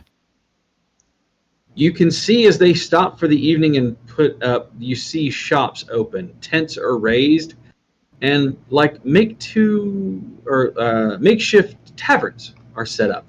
They're open tents with bars and tables, and you can see that there's a few of them that have come together to make a large tent that can be easily packed down in the morning and rolled out. Libations and liveliness are afoot. No hawk, though, unfortunately. Ah. Hmm. Zistari. Setail is interesting. More interestingly, though, you see three figures, each one sporting a mask of a different type. One is slightly shorter than you are with your heels on, like maybe an inch, but his skin is dark, like a dark wood, like a teak or something. Is that too dark? But you can see that he has a mask set up that has pronged horns on it. Another one, how big? I tell you what, let me do this. Tell me what doll looks like. Explain to Zastari what she sees. A pretty hoe. Words. You have the best words. Yeah. I'm not great at descriptions. That's why I usually just like draw the character. That's why you draw him, because that's great. That's perfectly fine. He has curly hair that hangs down long about his shoulders, right? Mm-hmm. You can see that his skin is dark in color, like a warm chocolate, or like I said, like a teak almost. His clothing is very light. It seems to be like a pair of very short pants that don't even come down to his knees. He has not really even like shoes on his feet. They're more like spats. They cover the top of his feet Basically and they has wrap on around his like ankles. booty shorts. Yeah, they're booty shorts, but um, Legs for days. legs for days. Let me get this picture up here. He's wearing a tunic that's opened in the top and very short sleeves. It comes to like the elbow, and it hangs down. But he has this orange and yellow sash that's wrapped around the mid waist, and the scarf that matches that kind of, or more like a mantle that matches that hangs on one shoulder, and is bunched up there. He has a mask that's on him, but it's not over his face. But it has two prong horns that are tipped in red, white tufts of fur that flare out from behind it. And you can see that it's designed to look like some sort of demon or something like that. The other, one of them, I'll let V describe what Ezra looks like. Oh, Ezra is 6, I think 6'5", 6'6". Oh He's my. he's a tall boy. He's body shape wise, it's almost like that familiar, I guess, Captain America shape, the Dorito shape. He With that crazy hip to waist, hip to shoulder ratio. shoulder ratio. With chest for days. Sorry. He just rests his cup right here and just squeezes his legs together. Yeah. He breaks a coconut with it. It's fine. Wow. He Anybody wants some fresh squeezed lemon juice? can't he do it probably too. Uh, Oh my god. He um he's quite pale from what you can tell. He's almost, how do I describe it? Because it's almost like a crop top, but it's tight around the neck, goes around his arms, and then comes down over his chest. From the skin you can see on his like stomach, and lower legs, he's quite pale, except for the dark ink that covers his shoulders, arms, and the tops of his hands. His hair is a dark black and pulled into a tight ponytail on the back of his head, and it's a lot of hair, big, a lot of it.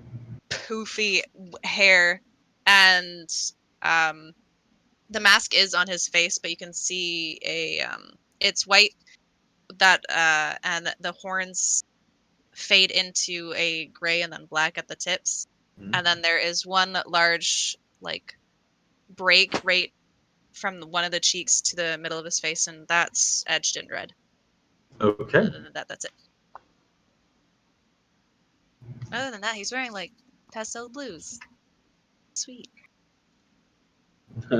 Pastel blues. Blues, like it. whites. He likes blue. He's got Colors of like the morning in the woods and the vapors and stuff like that. he's got one braid that sits on the side of his head that dips down long and with a dark blue bead on it as well. All right. The other figure that strikes your attention is the last one standing. What does Tangaroa look like? Big boy. Got any more than that? There's so a wall that looks like a human. Yeah. Well, he's about 6 feet tall. He's got very tan skin. Like he's very clearly been out in the sun a lot. His hair on the top is very flat to his head because it is tied back in a ponytail. And the hair that comes out of the ponytail is very big, very poofy. It goes about just below, like just to his in between his shoulder blades. He has very broad shoulders and big chest, big arms, like very clearly like the swimmer type body. Like he's got the big upper body. The waist and the hips are much smaller. His legs do have. His legs are they got some tone to him, but it's clear that the power is in the upper body. He is wearing around his neck. He has the very Polynesian tooth necklace that goes all the way around. The teeth go all the way around, and the armor that covers his shoulders and his body are weaved of various plants, and there's some animal hide in there to protect his body. His legs are mostly bare. He's barefoot, and his which side left arm is completely covered in black tribal tattoos, all very unique patterns that start on his left pec and go all the way down and a little bit onto his neck. There's clearly a lot of room for more ink. Yeah. Oh, he's got a spear on his back. And he's got the helmet sort of strapped to his waist. Yeah. Awesome. Big boy. just, just slabs of meat. Yeah. He's Meat a bacon. with legs. Satyal, right? Yes. Would you we might want to consider having others join us if we're here to protect the procession. Team is always better than a few. That is true, so long as they all work, well together. Yeah, well, I mean, there's 3 traveling together, and she's just going to gently take his face and turn it in the direction of these 3 walking slabs of meat. Oh, they must be from those tribes that wear the masks.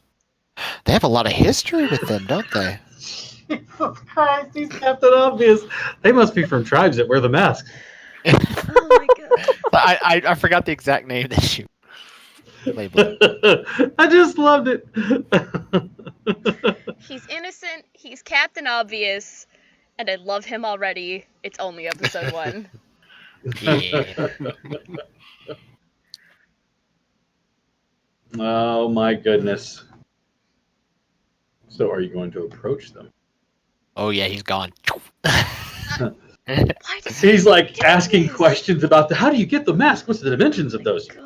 Just to make those yourself? Not so much that. He's more like interested in like their histories and stories of their specific tribes. He sort of shows up, is like, "Hi." Hello, small one. How are you? I'm doing good. Thank you for asking. Well, it was pointed out to me that y'all were, over here by a very nice lady I'm traveling with, and she mentioned that it'd be good, for everybody to sort of like group up if we were intending to, protect this procession. Would you all be interested? That sounds wonderful. I don't see why not. Great. What about the rest of you? I don't know. What do you think, Pale One? Does Hell wish to make friends? Cap, compose yourself. Come on. This is gonna take a very long time if you can't hold it together. Pale one. Not wrong. It's like the colors bleeding out across the 3 units, like dark to lighter. They are the color spectrum. God. It's at this point Cesaria has probably finally caught up to Satiel because he can move a lot faster, not in heels. She's not far behind him. Another one. I apologize. For what? Well, typically you open with, "Hi, my name is." Hi, I my said name hi. is Tangro. It's very nice to meet you. But did you introduce yourself? Hi, I'm Satiel. Hi. And he holds out like the really big beefy hand. He's like, "Hello." Meat slab. He just hand. Hi. Very firm handshake. Ooh, nice firm handshake. Actually, since you've got your spear in your back, you'd probably notice that I have a glaive attached to mine. Since I have a giant-ass glaive attached to my back. Big glaive, like Beautiful long weapon you are pole carrying. Well, Satiel has no visible weaponry. I can English. No visible weaponry on him, but there is an owl on his shoulder. It's cute. She kind of gives a bow instead of shaking hands. My name is Zastari. It is a pleasure to meet you. I won't be shaking your hand because I rather like my hand the way it is, delicate Not and crushed. in one piece. Well, he didn't Very crush well. mine. My hand's still fine. She's going to take Satiel's hand and then hold it up against hers, and you're gonna notice just how big the size difference is between them. She has very delicate hands. She's very tiny. Okay. I am Doll, and he'll offer his arm. It's like the hand, but you grab it like this. Yeah. Oh, so it's like the forearm clasp? Yeah. Yep. Okay. Mhm. Yeah. Satiel takes all of like 3 seconds to figure that out. I was like, oh, he'll do it. Nice to meet you, doll. That one Zastari would be more than happy to participate in. Because it doesn't involve her very delicate hands being crushed. But what about your delicate wrists? Well, he's not grabbing her wrist, now is he? Forearm.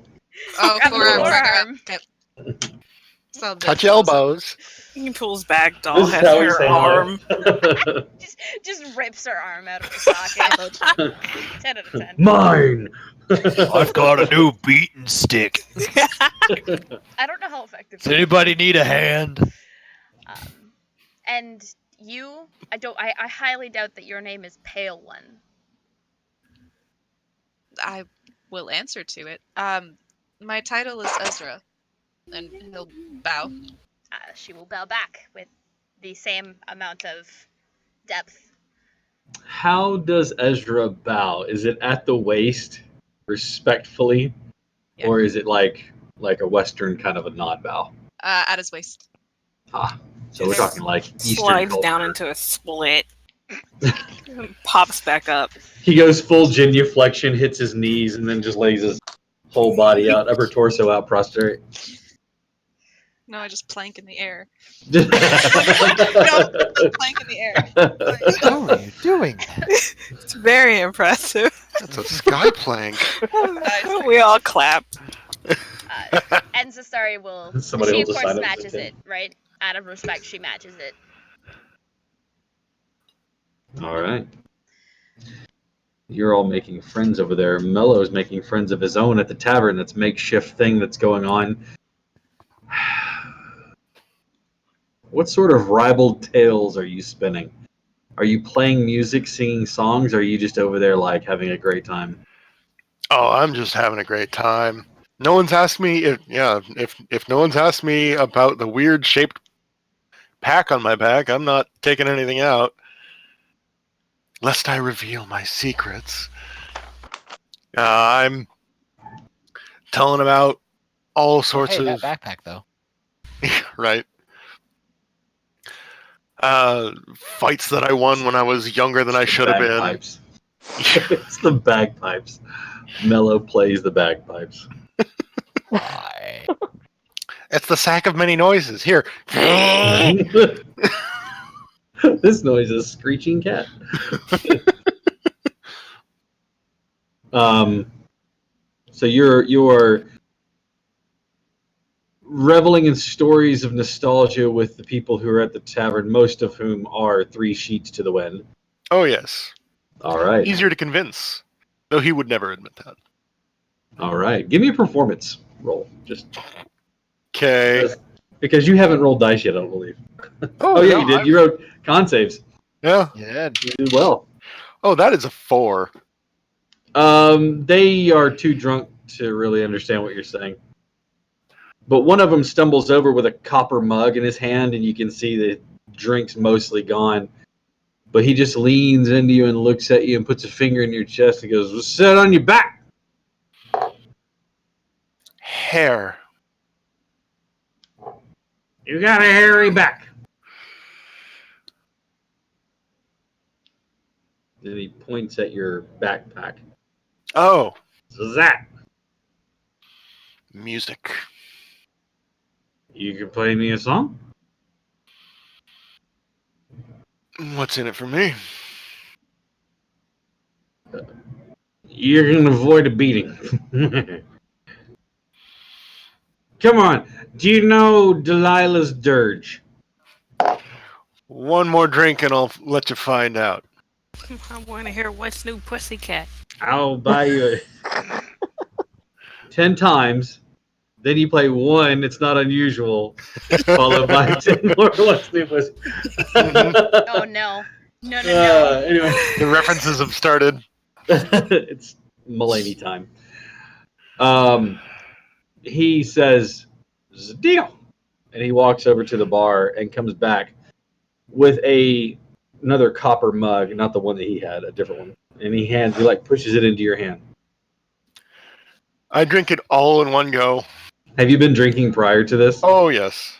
Con save. Let's see. We got 18. Okay. You're buzzed, but you're holding on to it. I'm All going right. to say that Doll will excuse himself from this little gathering and go over to get a drink from the makeshift tavern. All right. What sort of drink would Doll like? I doubt they'd have anything that he's used to, so he just surprise me. There's a smirk that plays at the barkeep's mouth. Ooh, All right. them's danger words. It takes him a few minutes to put this concoction together, but as he does, he puts it in front of you, and it's dark, but not opaque. It's translucent. You can see that it's dark and it swells. Doesn't really have much of a smell. Kind of sweet. Do I consume this slowly or quickly? He says it's up to you. It's a taller glass. It's not a shot glass. It's a taller glass. He's chugging it. He looks at you and says, "That'll be 3 gold." Do you think I have 3 gold? Equipment, is it in there? What I don't know background where did to you find choose? my money.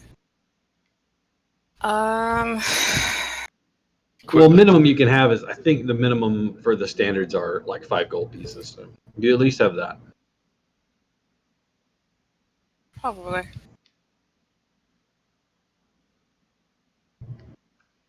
I need a Constitution saving throw from you as you down this drink. It is sweet. It is tasty. It doesn't even burn. It just kind of goes down smooth. Is that a D20? That is a D20. Yeah! And you're going to add your Constitution or your Constitution saving throw. You should have a modifier as a ranger. I don't know if that's one that you have as proficient. So. I have a +1. Okay, so roll your Okay. D20 and add a +1. 20. A total of 20. Yes. Awesome. Man, is it tasty. Luckily, it doesn't knock you on your ass, but that's good. But you realize that you probably don't want to drink too more of these. You do. But like I said, it is quite tasty. Now, I need to know, are you going to order more, or is that I think I found my gold. This is 25 here. Wow. Well, there you go. All right. Yeah, I'll take one more. All right. He fixes you one more and kind of like looks at you, and as you chug that one back. I need another Constitution saving throw. This time the DC is higher. Let's see if great. you're getting hammered.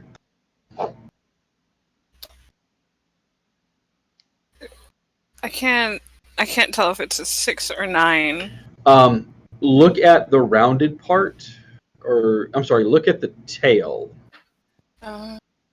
What is facing the? You see how there's a? It's a 6. Okay, that's a 6. Because see where the dot's at? That's the bottom of it. So 7. Also, here's a trick for all of you out there. See how that's a triangle? The top is going to be pointing to the top of the dice, not the top of the triangle, not the flat piece. So if you're looking at this, the top of this one is the triangle. That's a 6. If you look at this other one, this other one, the top of the triangle is the top of the number. That's a 9. And there you go. And if you're ever not sure, remember that the opposite side of the dice will add up to a total of 21. So this is a 9. That means on the other side there's opposite sides, or 21. Chief, if you look at your dice, there's also a tiny little dot next to the base of your Burn. 6. And with the 9, it would be at the base of the tail. Okay. Which is another way that they define it. Some of them will have lines underneath. Yeah. Some of them will do dots. So Most of the 20s, because of the size of them, they're lighting usually stuff. they use dots. So my my D12 has a dot, but this D6 has a line. And the green set all have lines, but my purple set all have dots. So mine all use dots, but because of the size of them, the dot is like so tiny as you can't even see it like on the set. Yeah, okay. So it's like, that's why I always remember the top of the triangle is the top of the number, So that way I can always go boom. Anyways, Make a sense. so what did you get total on that one? 7. You had a 7 total. This one definitely hits you, and the world is starting to move just slightly past your head. So you like turn your head, and the world catches up a second later. And you turn back this way, and the world catches up a second later, and you're like, okay. Out of Neat like trick. pure curiosity. You look over and see Dog going, No. Out of pure curiosity, Tonga's gonna go in this building. He's fucked up, but he's not gonna be obvious about it. yeah. Yes. He's just sitting at the bar quietly. Like looking straight, not moving. Just slowly pulled his mask back down. I forgot to breathe. Yeah. I forgot to breathe. All right. So Tangaroa is going inside. You watch as the parties are starting to dwindle and start to head into the tavern. Mellow. As it always does. Yes. You were drinking, now you're playing. Yeah, here, I'll do a perform check. What do you have on your back there? What instrument is that? Bagpipes. That's my headcanon. It's a hurdy. Okay. The mic that you just spoke into isn't on. Oh man. Oh my god, Steve just actually pulled out a I'm guitar. immersed. This is Oh fucking my. 10 out of 10. Let's take this to where it's never been before. Play that. Sing for me, my angel of music. Oh, Tuna. Oh, Tuna. Song!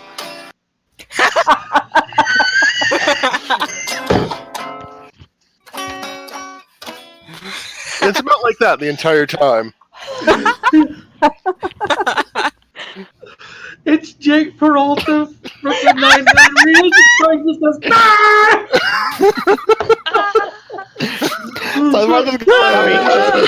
says, This is big old setup, just like no, it's just like. oh my god! Oh my! Give me a performance check with disadvantage because you're drunk.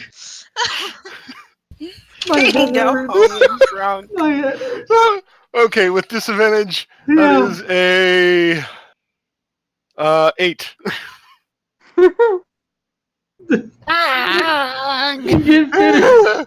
You get finished playing that.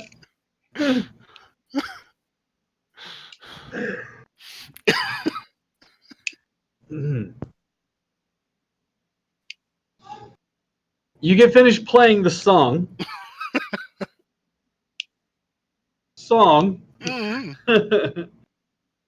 And the guy with the cup just looks at you for a second.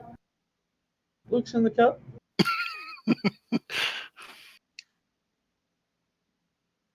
This is a very lovely song. And he just wanders off. He goes to put the cup on the bar and it just kind of like falls down on the ground. I gotta look at your character sheet. I want to know what your performance is now. This is the bard who took no ranks or no points in. That is correct. Oh my god, are you serious? Yeah.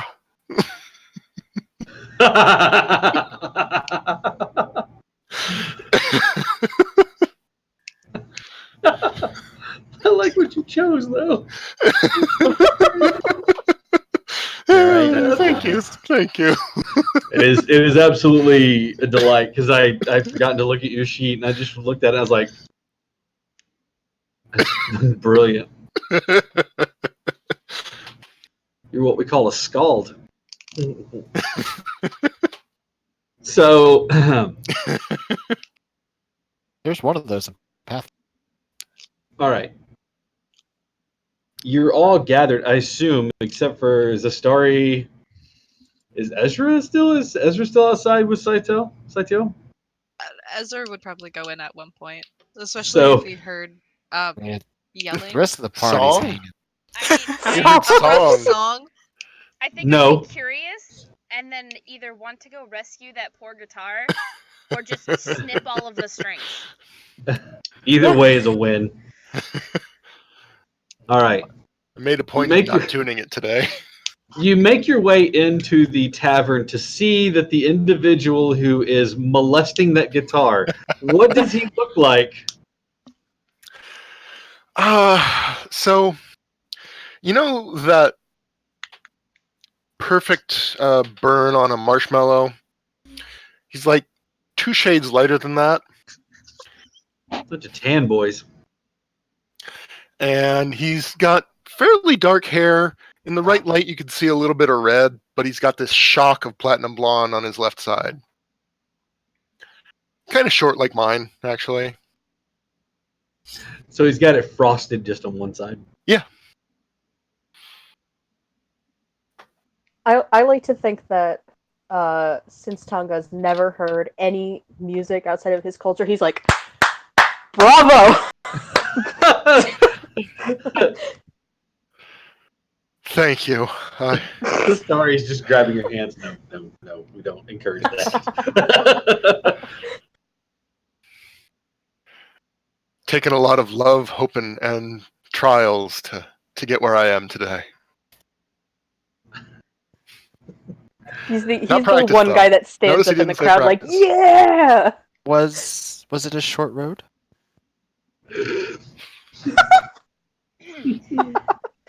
The road's only ever as long as you make it. That's fair.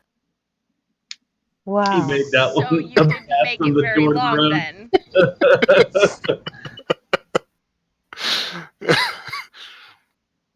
More of a footpath than a road, huh? Hmm. Game trail. Yeah. Not even that long. It goes from the porch to the road. As far as it goes. Hmm. Just gone to get the mail. That's all. Couch bridge. Ooh, yeah, I like that one. Couch bridge. That's the trail. Mhm. All right. Beer. Well, you're all gathered in, looking at this foppish individual molesting this guitar, awkwardly assaulting it. They have more familiarity in the rest of you than he has with that guitar.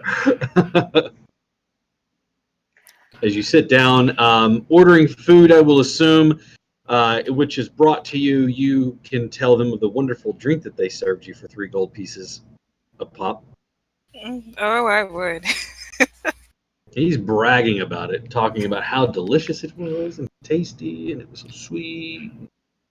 So good. What is that? What is that drink? What is it? I have no idea. A filthy surprise. It's true, you never asked. You just said surprise me, and so he did. Yeah. It was good though. I don't think I've ever seen anything like that before. It's quite Would you like me to make you one as well? I'm slightly messed up. What is it? Would you mind telling me what it is a little bit? Little bit? Like, what's in it? Or what's it called? Yes, please. What's in it?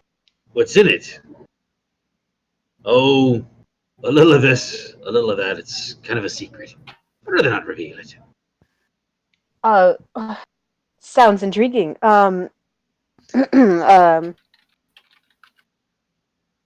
take one. Excellent. And he turns around and he Tonga's quickly never had alcohol before. He's never even looked at it. Ooh. Steve. He slides one in front of you. I'd recommend to take it slow.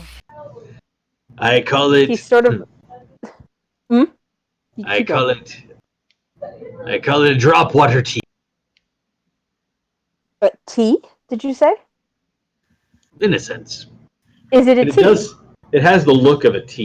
Like it's the dark, like a brewed tea, but it's not brewed, it's not warm, it's actually kind of, room temperature. Right, Take it slow. Never go he wrong picks with it up tea. and he takes like a sniff. Like, what does it smell like? It has kind of a sweet smell. Shrug, Steve, you've already chug. got it. I said Are you slow. chugging it or are you sipping it? No, I am not sipping it. Shrug, chug. Yeah.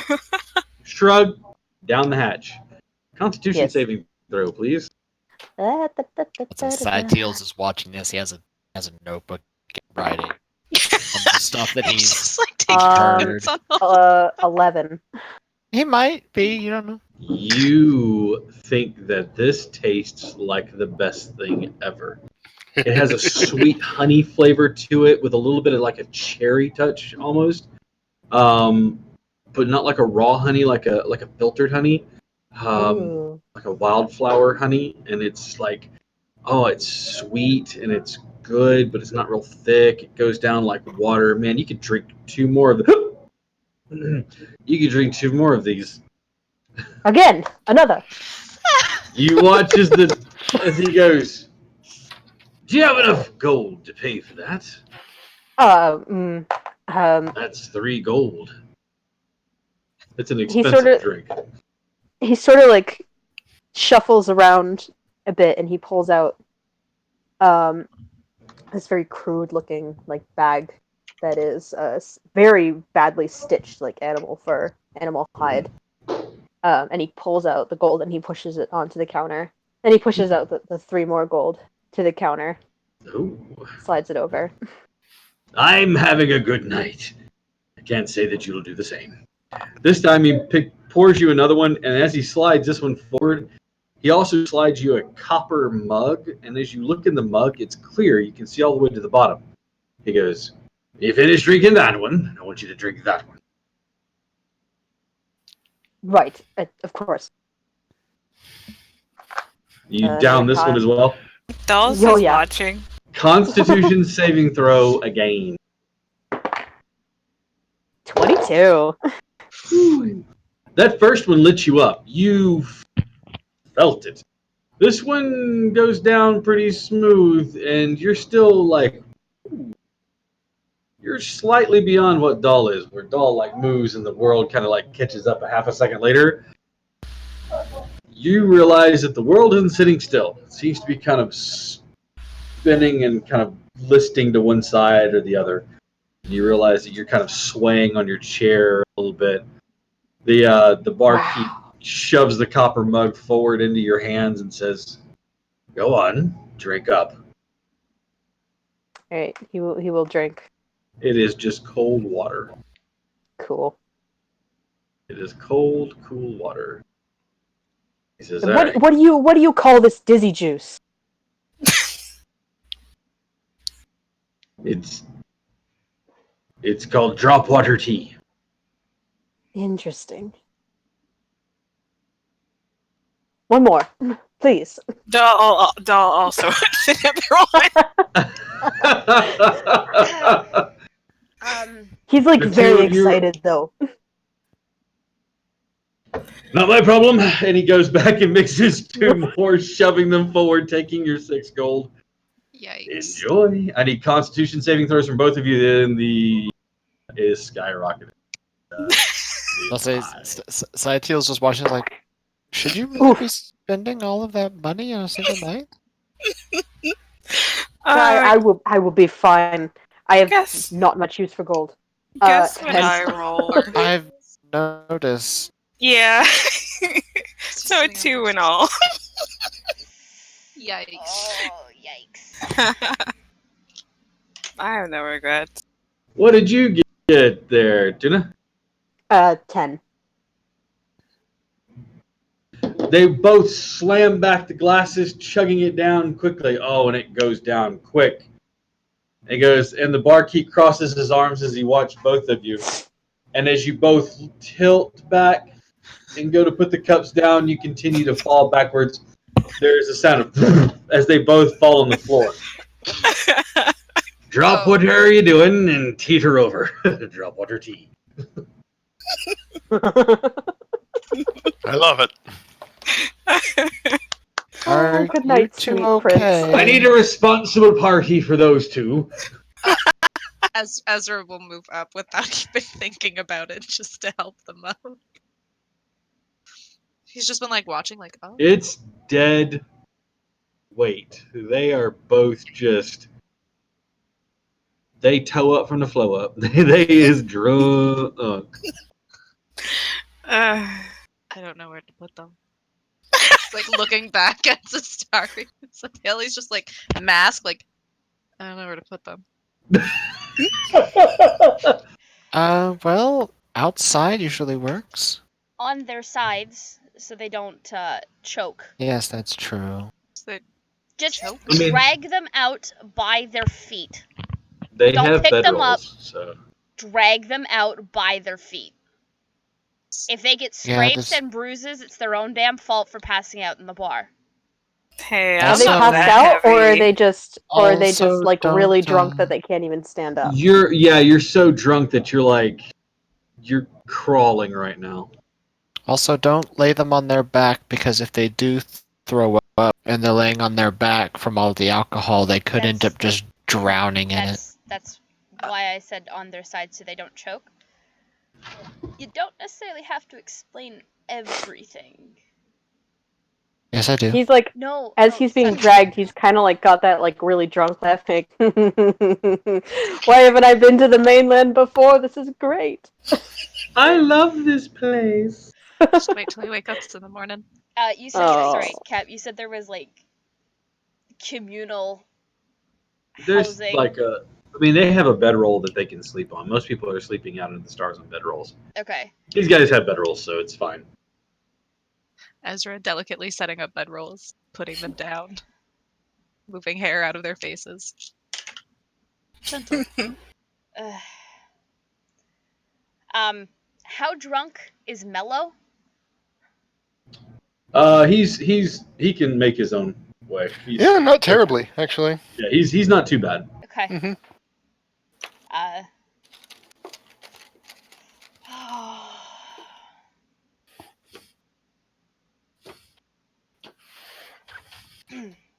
Zastari is going to just sit. Like, she's going to set her glaive tip down in the ground.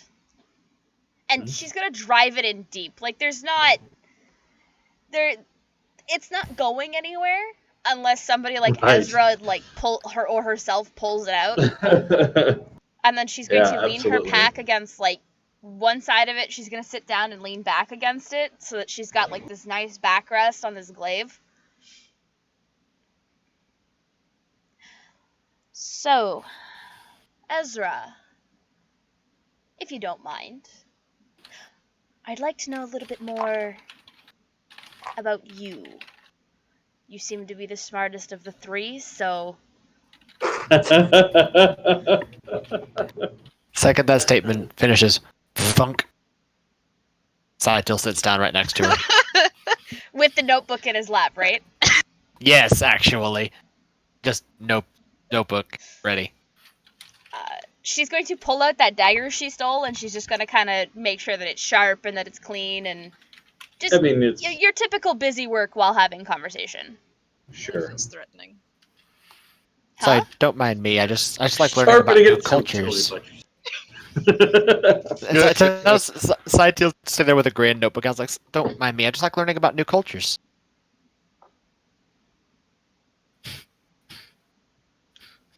Sorry, did you say that Ezra finds that she's sitting there doing your typical No, weapon? I feel personally threatened by that, actually. Ezra's like, yeah, it's good to keep an eye sharp. Yeah, got stuff with that. Doesn't have any bladed weapons on him.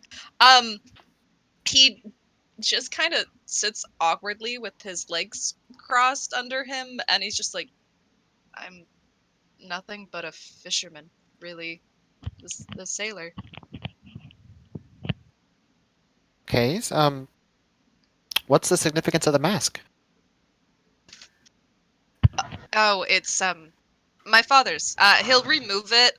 And when he removes it, he has other markings on his face, like what could look almost like red eyeliner that's around his eyes, and he has a couple dots under his eyes as well. And It's just in memory of him, really. Oh, okay. So Ev- it's sort of hereditary thing, or something that's passed down through ancestral lines. No, just us. Oh, okay. So something of personal memory then. The tattoos, are those unique to your tribe, or do those hold any special meaning? Yes, the tattoos run well through the tribe, from what I could see. So What about many. yours? I did not spend a lot of time with my tribe personally.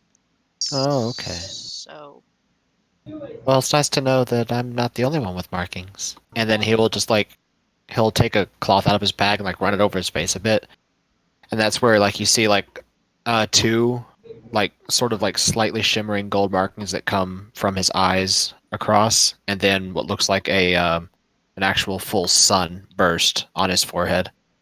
oh, um, Ezra asks if he can get close to look at it, and he will go close, face to face to look at it. Saito just sits there. I'll just lean back. Those. Yes, that is. It is nice to see others with markings Yeah, as I well. was I'm not sure where these came from, all things considered. It's one of the things I'm trying to find out. You It's why I've been searching with a lot of history and old relics, artifacts, lore. Might find the meaning behind it someday. you've had them since birth. I was born with them. Well, my tribe does not carry birthmarks as such. So, I see. what of you two? You seem close. Mm, we only met recently. I mean, she's very nice, though. I like her company. But I I spent most of my life in a monastery, actually. Um, I was the librarian's historian. I did a lot of writing, studying old lore and scriptures and histories, ancient races, magic. It's a lot of strength up here. And he just sort of taps his head. And it's not so much really anywhere else. Anywhere else. I've got this. And sort of gestures to the crossbow that's sort of on his pack. And that's about all I have to defend myself with, other than a dagger, maybe. But That's very unfortunate. I'll help you. I'll help. oh, thank you. I can help. I appreciate that. Maybe I can help too one day. Everyone has their place. We'll find it. I'm still trying to find mine.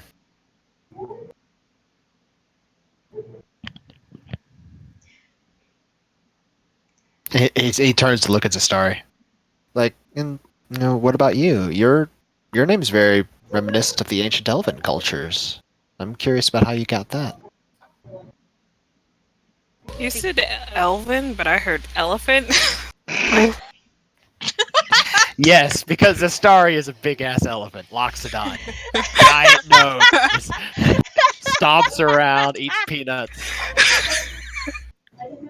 I was thinking that's so rude. She's actually while you two were exchanging that, she's been working on undoing the multitude of braids that her hair was in. And as she's doing that, she kind of shrugs and she's like, "Well, I mean, I'm a duelist. I'm always looking for the next big thing, the next fun adventure." And then I happened to stumble on to gentleman Chaos. who knows that he needs to explain everything, but doesn't quite understand that sometimes you don't need to explain that which is common sense. Things like I'll making sure figure somebody it just out sleeps on their eventually. side, because don't necessarily always have to explain biology to people, because Well, what if they don't know? then they will ask. Eric, Yes. as you mentioned the word Elven, I'd like for you to give me a look. Give me a look around. Give me a perception. Okay. But she'll kind of like reach back and pat her glaive as I knock my light. She'll reach back and 17. pat her glaive. When you mention the word Elven, you notice that a few people around you, like, because you're not in like a private area, you're in a common area, but you notice that there are people that are kind of shifting and uncomfortable. They seem to be whispering to one another as they kind of look at you. They give you like looks of disapproval or distaste. May I help you all? They don't answer. They just seem to kind of shoulder you out, turning their shoulders to you so that their backs to you, and they continue their conversation in private. Have a good night. He goes back to the other conversation. What They're was being a that little all bit about? rude, Evnan. I don't know. They don't like the word Elven, apparently.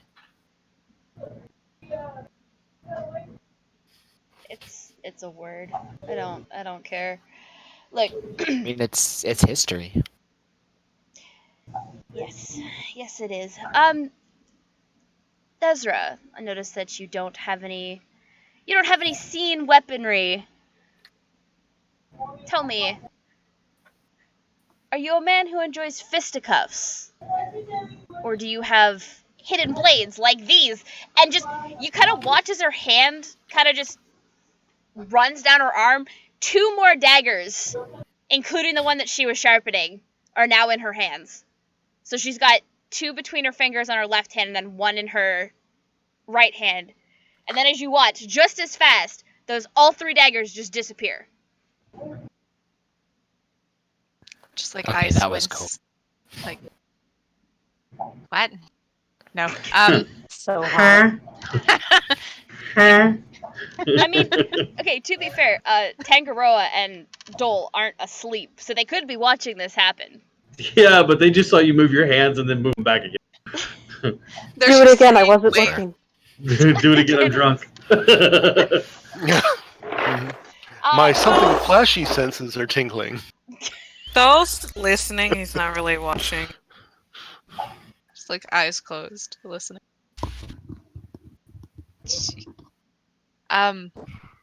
No, I don't. Yes, I can fight, but I don't when it's not needed. Hey, Anything can be a weapon.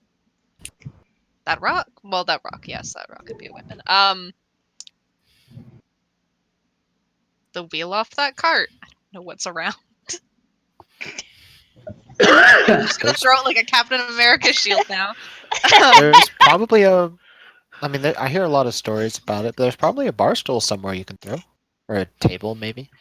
Please don't go full El Kabong. That man over there can also be used as a weapon. So The that, one who played the very bad guitar. Well, so you're telling me Please that don't break the guitar. You could use the guitar as a weapon. Please don't. I like guitars. I heard the guitar. Thank you. Noticing the attention, I'm sauntering over. Hey, you all want a song, huh? How about a Not little if it's like a conversation? Yay! Do it again. Not- No. Not if it's a repeat of earlier. How about a little conversation instead? I want a song. You sleep. You need sleep. I will Dahl get some just water. reaches over Tangara and just okay. like pushes him back down. Night. I know my songs can be pretty intense. It's okay to take in just one at a time. I'd say Mask once a down. day sounds good. Once a week sounds better. If you've earned it. Well, I mean, we were more curious about conversation. I have to ask, what is a foppishly dressed person like you doing in a place like this? I go where the party takes me. Well, I'd say Saito party just kind was of back looks in at himself a town. little bit with the robe. That's not what my beer says. God, I feel like you're gonna get a beer hat at some point in time. And a mug on either side and a straw coming out of it. Just pull a critical role thing of like this flask of like endless alcohol. It's just the alchemy jug, but it's constantly alcohol. It's just beer all the time. Yeah. Guess what time it is? Let me check my watch. Beer 30. Oh man. Actually, it's because keen mind. Saito can tell you exactly what time it is Stop, at any time. nerd. It's a quarter past a quaff. So, how much have you had to drink tonight anyway? Who, me? Well, I'm looking at the only foppishly dressed one here.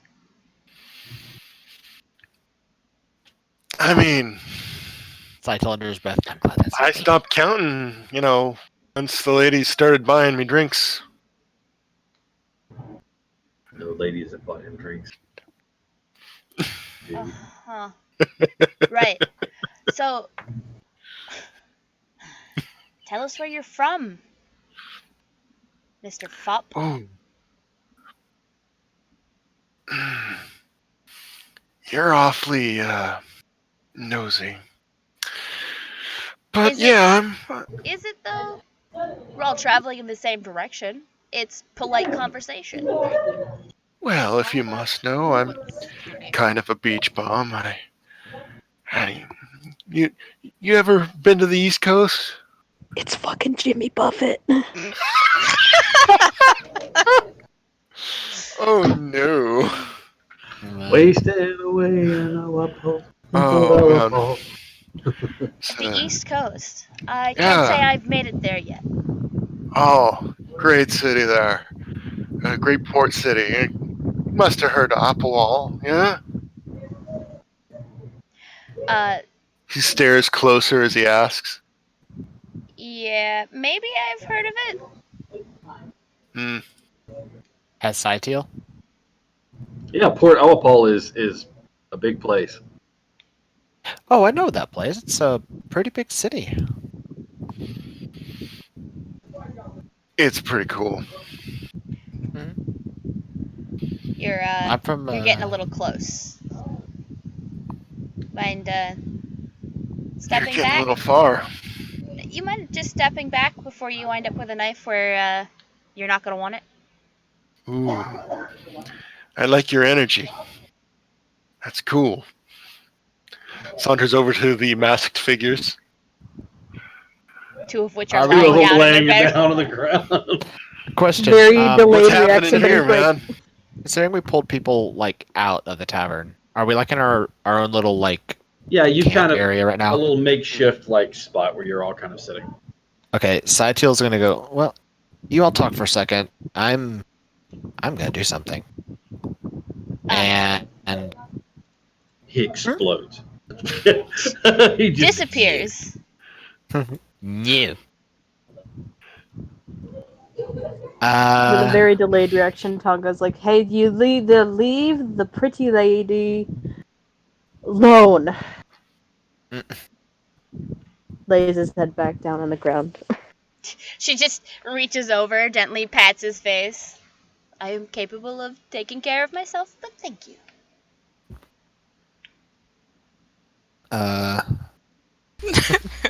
Dolls like deadpan stare. Just staring directly into the stars.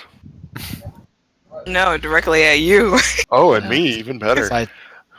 Saito is going to pull out a stick about yay long out of his pack. He's just sort of Stick of butter.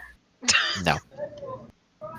It's a stick with stick. It's an ashwood stick that has what looks like sort of reinforcing caps on either end, Mhm. and along the wood has several what looks like runic inscriptions on it. This one, he will sort of bite his thumb, take some of his blood, run it over the one at the top, and then he will put the end of the stick on the ground, sort of draw a circle around the group with it. And as he does, you'll notice if you want to look, the line that he draws, these runes are sort of appearing in the line as he goes along. Before he sort of sits in the center, takes it, and then just jams the stick into the ground. And it holds as if he just jammed metal, a rod of metal into the ground. And then he'll just sort of sit back and just go, I feel better now. What? Fancy. Stu- And it takes him. It's not like it's a quick process. It takes him a few. Yeah, You know, he's, like a he's doing this minute or as more this to get that conversation is done. happening, because Yeah. it takes him 10 minutes to do. He's doing this as you all are talking. Oh yeah. At some point, I try leaning over, not getting too close, because he doesn't want to get hit in the face. Should we be worried? No, of course not. Okay. That could happen here. Well, He's as a you little guys weird. as you guys continue your conversation, night fully sets on, stars pop out in the sky, the moon rises, and you see that everybody else is kind of quieted down. The tent that had the bar made into it, the lights have gone out, and the tent has been rolled and flattened out, ready to be set up for the morning. And that is where we're going to call it. 16 miles, Prestigio. On your way to guide this caravan to nobody knows where. It should be interesting. We will be back next Monday. God's willing that I make it through Gen Con alive. I'm going to be doing 32 hours of Adventure League over that 4-day period in a room that will have a lot of people in it, which means that I get to bring out my dramatic voice. Dramatic voice. Dramatic voice. So that will be next Monday, 6 p.m. to 9 p.m. Central Time. And again, I will be in Indianapolis this next weekend, and I'll be there Thursday, Friday. Actually, I'll be there Wednesday night. Thursday, Friday, Saturday, and Sunday. We'll be driving back home. So if you were going to Gen Con and you'd like to say hi, come by and find me. I will be at the JW Marriott, the nice one downtown. We will be in one of the particular ballrooms, but if you ask, we'll be there. Find us. Look for me. You know what my mug looks like, and I'll be wearing a red shirt that says Dungeon Master on it of some sort. Hey. But yeah. Yeah. And a big thanks to all of my players. We've had Maddie and V and Chief and Steve and Eric and Tuna, who is on audio only with us this week because she just got back from a long trip herself and is a bit tired. If you would like to contribute and watch us get better and better, please feel free to join our Patreon. We do have a Discord server that is absolutely free to join. Feel free to join us there. You can chat with all of us, ask us questions and things like that. We're happy to answer them. Let's see. We'll be back tomorrow night. Well, I say we. Dire Bear Adventuring Company will be back tomorrow night with Esper Genesis, and actually the name of it is not Esper Genesis. I remembered to look at this time. It is the Holocaust of the Ekajati. Please feel free to tune in to that again tomorrow, 6 to 9 p.m. Central Standard Time. All of our schedule is listed in the Twitch channel. We have Wednesday night showcase, which, if I'm not mistaken, is still Icons this week. Yes. Awesome. We'll be on Icon still about September. Okay, great. And then Maddie will be back on Thursday with Curse of Strahd. So that will, again, all times are 6 to 9 p.m. Central Standard Time. We appreciate your support, following us, watching us. We really do love all that. So thank you so much for all of that. And if, again, like you said, if you'd like to support us, please think about considering becoming a patron or give us a sub. And we appreciate everything that you guys do. It all goes to paying for Zoom and all of our audio and stuff like that. So we really do appreciate everything that you guys give us. So thank you so much. Until next Monday, we will see you probably tomorrow night, hopefully. If not, then Wednesday or Thursday. And at the very least, next Monday, where we'll be back to play more of the Escorts. So thank you all so much. You have a wonderful evening. Take care.